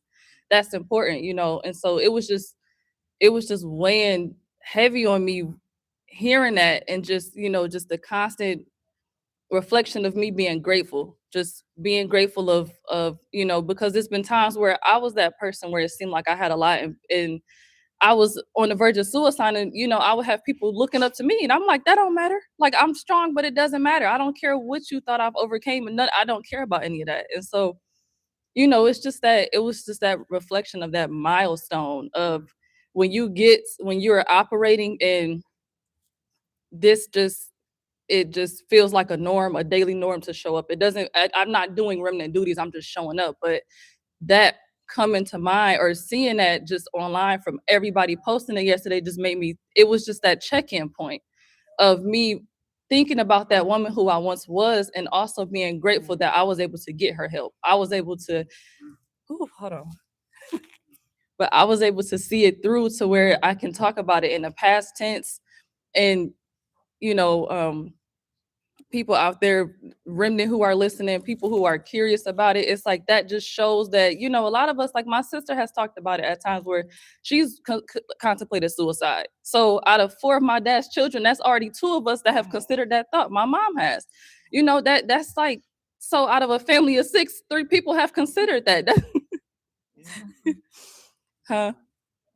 It's like, but that's what I'm saying. It's like, it's that air, that energy of just that part. So it's like when we say restoration, it's that part. It's that time where you've ever considered doing that. Anything that you've considered harming yourself, and you don't, at the time I didn't have accountability to God, but I was like, dang, what about God? Like, and just in that moment, it was like, you didn't have your God. And it made me think about mine and praise mine and be like, I'm already grateful. I walk in it, but it was just like, wow, I would never, like, I can't, you know, but it's that accountability. And like, you know, what we've mentioned tonight, when you don't want to put the work in to be accountable, it's that part of just that can happen. You know, you can obtain all these things, but you're not accountable to whatever it is that was holding that, you know, where you let that demon get you. And that's, you know, so now that is the cost of it. So, you know, it's yeah, I'm just grateful, you know, every time every day I show up, I'm accountable, you know, to my God, to the Most High, to the remnant, to myself, you know, because there's times where I wasn't accountable to nothing. And my dad always taught us accountability, but in my world, it was selective. I pick and chose when I wanted to be accountable. And now being here, it's all the time. It doesn't turn off, because when you pick and choose, suicide is an option. That comes with it. And when at the time when I considered it, I was not being accountable, you know? So, yeah, I'm gonna just leave it on that note. So. I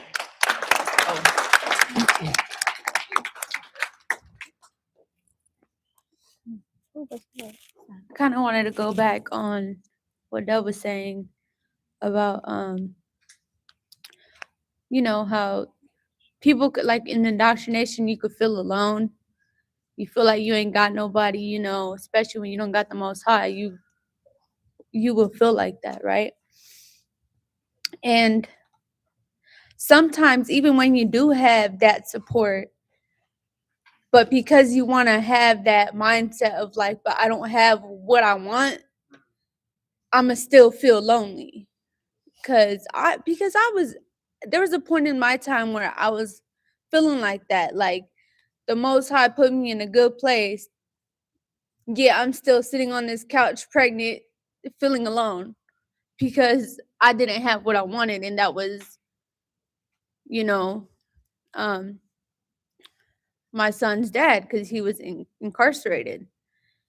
Even though, like knowing, like, even him being gone was actually like a blessing for me, but I didn't look at it like that.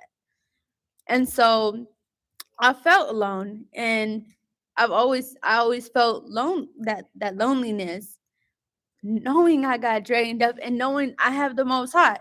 But because I'm over here being like, but I don't have this, but you got this, but I don't have this. You know, just having that, like, but I want this, but I don't have it, and I feel like it's the end of the world. And so that's why I say around that time, I like the thought of the Most High was there, but His presence wasn't. You know, because I had the information, I had the things that I needed, but the Most High wasn't there because I did not put Him first, right? And so I'm saying that to say, like, when you put the Most High first, and you do have him in your life, and you apply, and you're submitting, you're obedient, you will never feel alone. Like, and I want to go into a little bit of when I made my jump, when I left my son's dad, when I left my situation, because I was done, and I was gonna, it was time for me, and it was time for the Most High. So the reason why I did jump and did a lot, I mean, I've said this before, but the reason why I did that was because, yes, of my faith, right? But because knowing that I wasn't alone, I'm not going to be alone. People have asked me, like, well, why would you do that? Like, you left your apartment, you left this, you left that. Like, you single and pregnant, like, and with a kid. I'm like, I'm not single. I mean, I might be single, but I'm not alone. I'm not scared.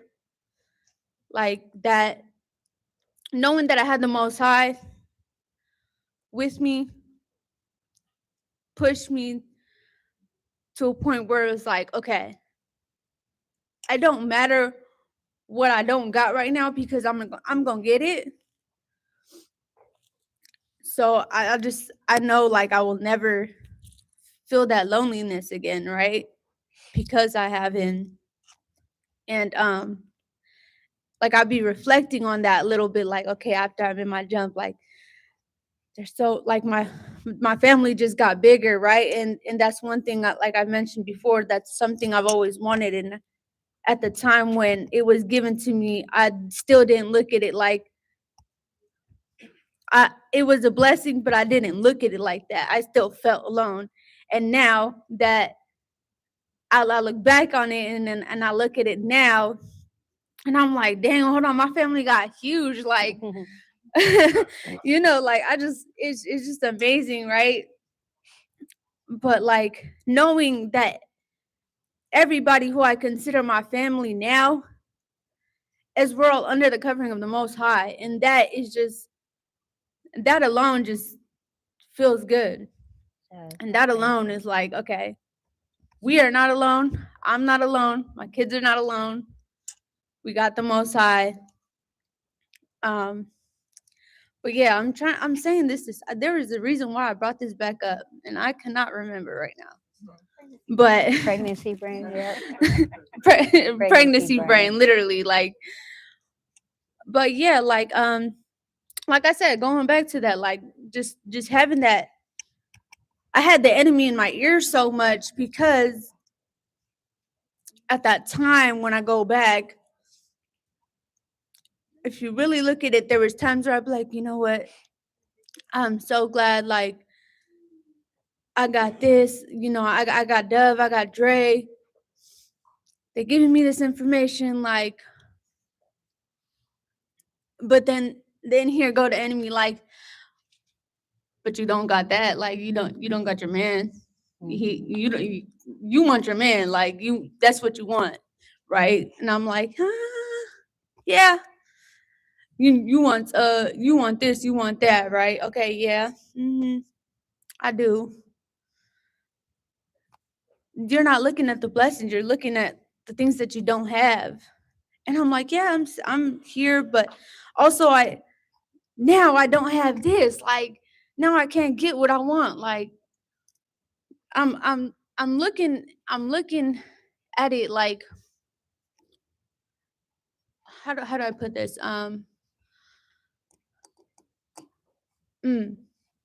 Like you were saying, the worldly cares, needs, and wants.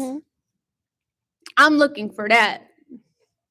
And I'm like, yeah, so just having that, just having that thought was just an ugly state to be in, because of that, and because my focus was on something else, and because I allowed the enemy in my ear too much, my pregnancy was horrible with my son. Like, it felt like the worst pregnancy ever. And now my pregnancy is different. I'm still going through a little stuff, but like, it ain't nothing. It ain't nothing to a giant. You feel me? Like, All right. it's nothing to a giant. So, and I'm not only am I not alone, and when I say my family got bigger, like, the Most High then gave me like the biggest blessing. Not only my kids, but He brought an amazing remnant man in my life, and all praises. Yeah. And just having that alone is just like, it feels so great, because it's like we both have one thing in common, and it's like the biggest thing, and that's chasing after the Most High's own heart. All right. Yes. Yeah. So when you really want it, and you really apply yourself, and you really want to be as close as you can to the Most High, and you just want it really bad, and you apply, and you're submitting, you're obedient, He will bring you those things without you really even thinking about it. Like, you know what? This was something I wanted a long time ago, and I didn't even think about it. Mm-hmm. And now He gave it to me, and I didn't even ask for it. Yes, you did. Okay, Yeah. okay, no, that's not what I'm saying, but Yeah. I'm saying like little things, you know, yes, like you did. I did want it though. What I have, I did want. He was trying to give it to you. He was trying You to had give it to to make me. the choice. Yeah. Yeah. Mm-hmm. You had Yep. to make the choice. Yeah. I was saying that because it's like, you know, sometimes you have little things that you kind of want, just little things, and like you think about it in the past, and then you're like, like you don't think about it, and then it comes back, and you're like, you know what, that's something I really did want, Mm-hmm. and that's something I did pray about, Mm-hmm. and then that's when you realize, okay, my prayers don't go unanswered ever. So yeah, that's all I gotta say. All I could my say, brain is fried. Look, My brain is fried.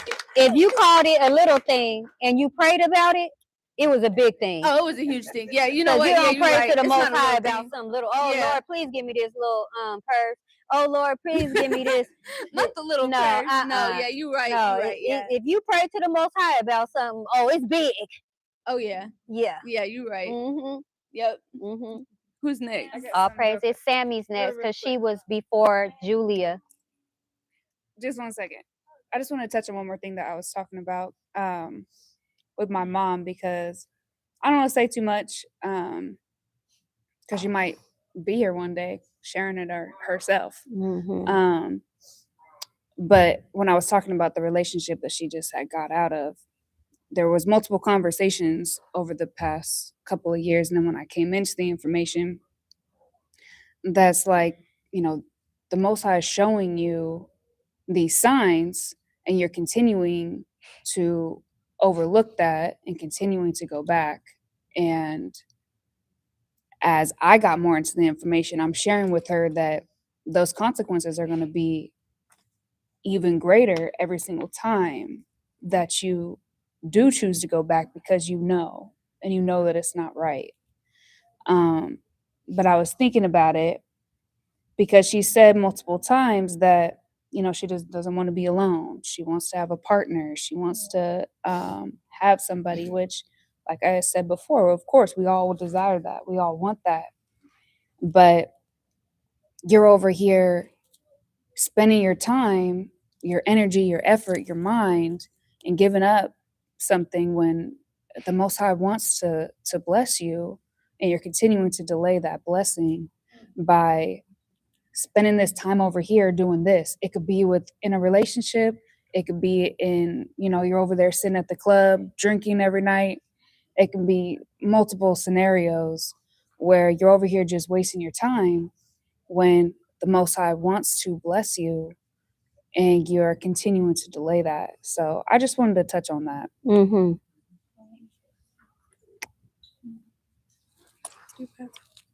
Sammy. Oh.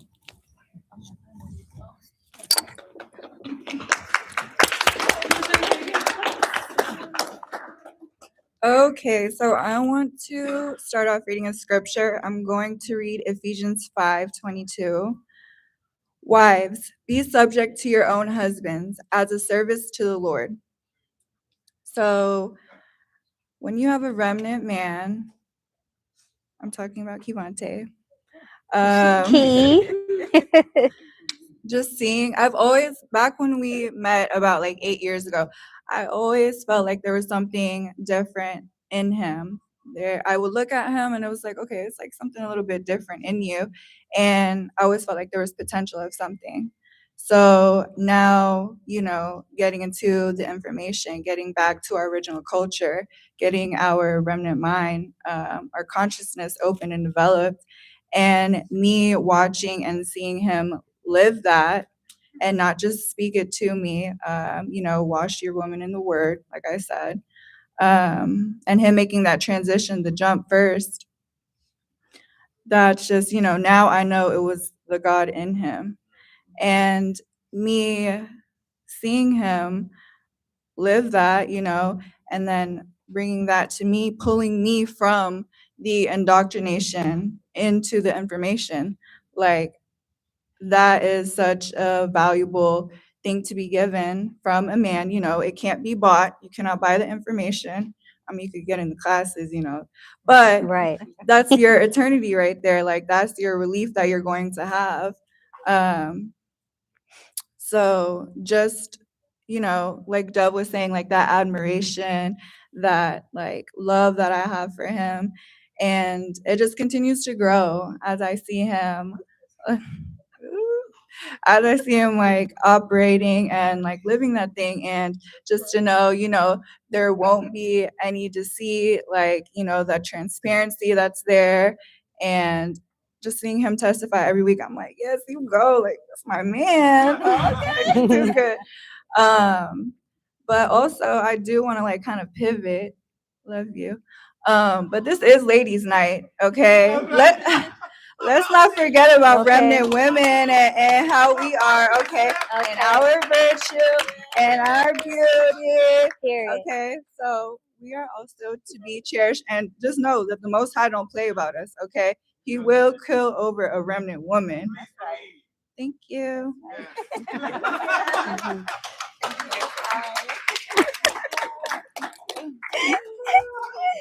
Okay. I think my head is going a lot of directions as well. So bear with me as well. There was something I think Auntie Dove said earlier about, where did I want to start? I had it too. It's your world. Oh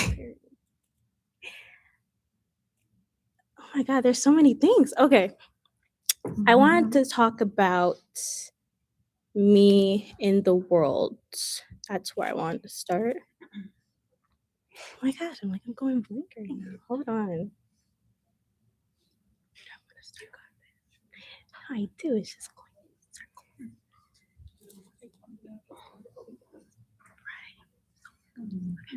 circle. Okay. I was gonna talk about how I think Auntie Dove, she mentioned how the world, when you're in indoctrination or the indoctrination, it makes you think about everything you don't have, or like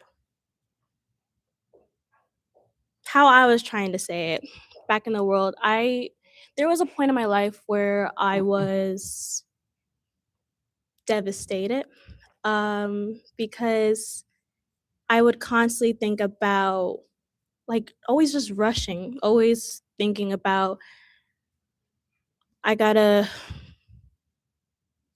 know what I have to do for a career. I gotta know where I want to go to school. I gotta know, like, when do I want to get married, or when do I want to have kids, and all of those things. You feel like you have to rush those things a lot in the world, and to me, that, like, it overwhelmed me to the point I allowed myself to be driven into a depression. And so I, again, just devastated. And around that time, depression, I was in high school, seeing everybody around me, knowing what college they wanted, know what they wanted to do for a career, just know their life plan. And I didn't have a clue whatsoever what I wanted to do. So I did feel alone too, because in my head, I didn't have anyone to talk to around me that I thought didn't understand me or whatnot, or I just had trouble going to people about my issues because I liked back then to keep things to myself, like deep down. Like I didn't like talking to people because I didn't want to be disappointed or whatever. So a lot of those things I kept, and so I often felt alone. And obviously at this time, teenager, I wasn't seeking the Most High at all. So just alone. And then I remember I would cry all night, like loathing and like hating myself, and like, cause I was just like, I'm nothing. Like I came in like what do I want to do? And so I would like cry myself to sleep, wishing I had somebody next to me or I had somebody with me.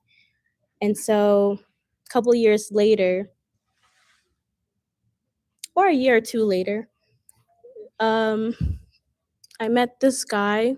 We got into a relationship, and in the indoctrination, you think you have an idea of what you want in a guy. And also I'm young too.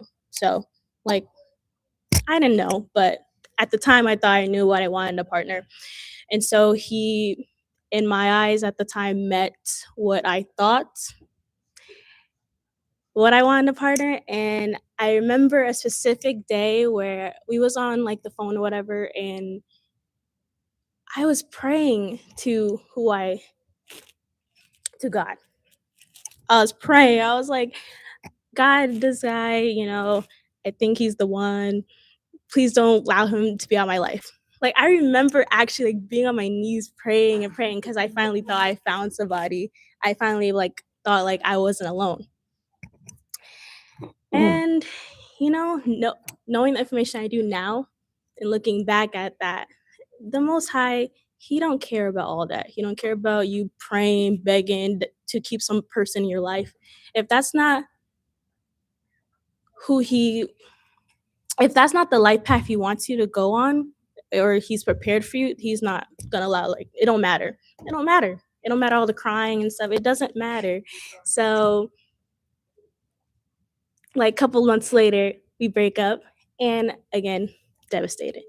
And so at this time, because I was thinking, we was talking about marriage and stuff or whatnot in the world, and I thought I had my life's path set, I guess, with somebody.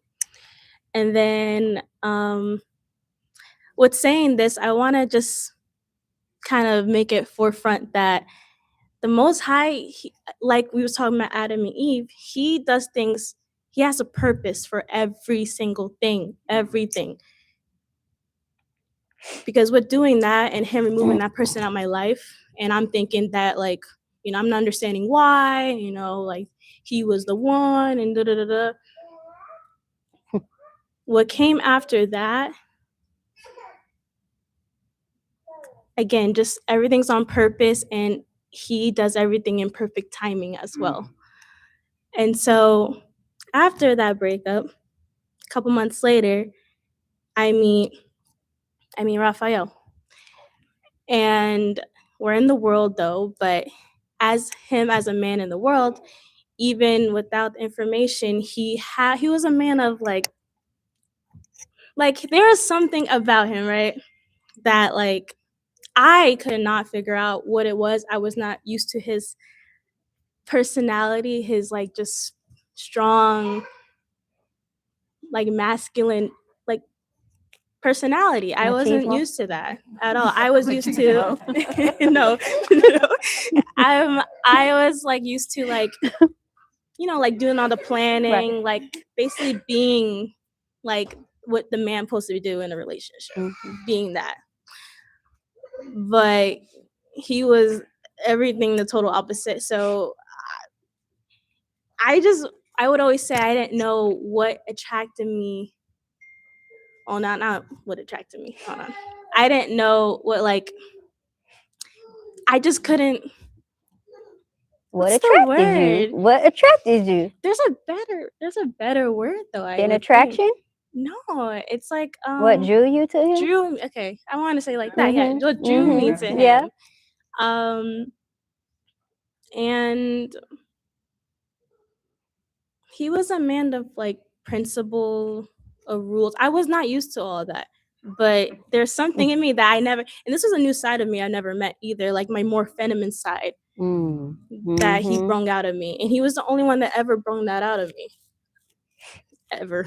So I feel that. it was a side that I came to like, obviously, about myself. And I just liked how he had like, he was set on his word and he was always consistent with everything he said.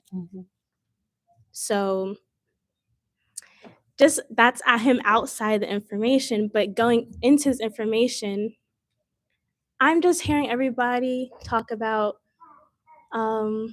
well, it really was like, it was Naya and Cassie, I think, that was talking about the,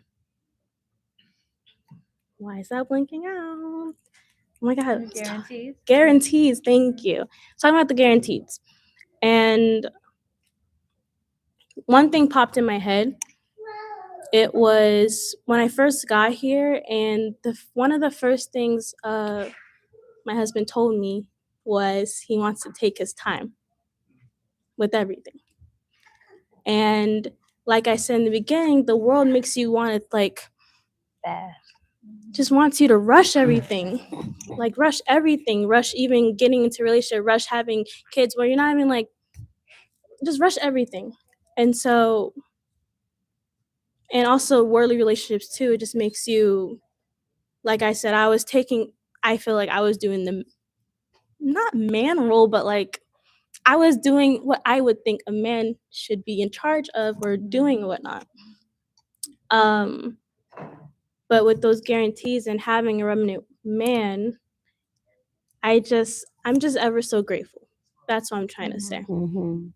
Just with hearing everybody over here and just thinking about my husband, I'm just ever so grateful. I came here and I could have like, I don't know, been on the street, whatever, but of course not.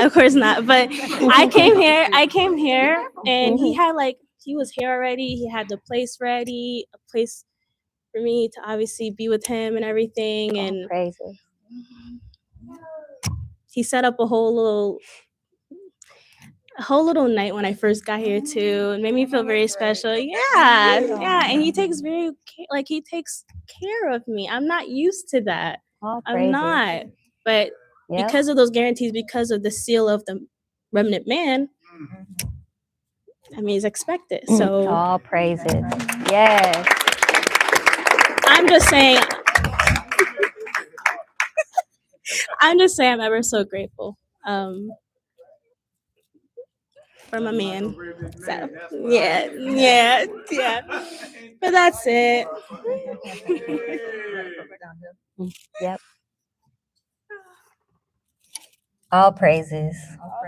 I just thank the Most High for the remnant ladies and just listening to everybody else tonight with my daughter and what you've been through, and the ladies talking about suicide and everything that is normal in the indoctrination, right?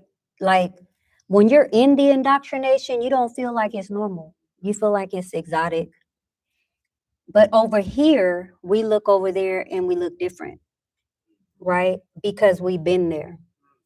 We've been in every single area, and there are women and men out there who are going through the same thing that we all went through. I listened to Cassie about your mom, but you have to remember this. Proverbs 1:7. The reverent fear of the Most High God This is worshiping him and regarding him as truly awesome is the beginning and the preeminent part of knowledge. Its starting point and its essence. But remember, the arrogant fools despise skillful and godly wisdom and instruction and self-discipline. And that's where we all have been, right? We've all been in that place where we know where it operates. But before you can even get there, Matthew 6:33. But first and foremost, importantly, seek, aim, strive after his kingdom and his righteousness, his way of doing and being right, the attitude and character of the Most High God. And all these things will be given unto you. So we can preach, we can talk. That's why the receipts are important. That's why our testimony and the witness of the Most High God's grace in our life is important. Because when you're talking to people, they don't want to hear you because they have been blinded and they cannot see and they cannot hear because the God of this world has blinded the eyes and the ears of the people. They have to see. They're already fallen. They can't get up. So when you want your mom to get up, she can't get up. She there. She has to be in a place where she's operating from right here, seeking, being obedient and submitted. She's not going back to something she's already there. You're wanting her to come back from a place that she's never been, right? We have, because we're talking about our receipts. We're talking about where we were. I once tried to kill myself while pregnant in my second trimester. I remember talking to the Most High saying, I feel like I'm always going to be in this place. Not understanding where I was at, looking back at it, because yeah, I could see that. I don't have to cry about it because I know I'll never do that again for another man or nobody in this world. But in the indoctrination, I could see why I didn't want to be here. I didn't have the information. I was not seeking and obedient and had the relief doctrine. I didn't know nothing about the Most High God. That was why it's so important to go right back to the beginning of where I was talking about Adam and Eve as babies, because that's who we're dealing with. That's why the word talks about the milk. And why when we begin, we got to have the milk before we get the real substance, like Adam and Eve. We had to come through that. There had to be a trail of witnesses and testimonies so that we can understand what we could overcome, right? And we can only now look back and say, yep, I did that, and that, but thank the Most High God that we have this right here where we could come out on the other side of, and all these things will be given unto you, right? Yes, all praises. Thank you so much for joining the Remnant tonight. We'll see you next first Wednesday next month. All praises.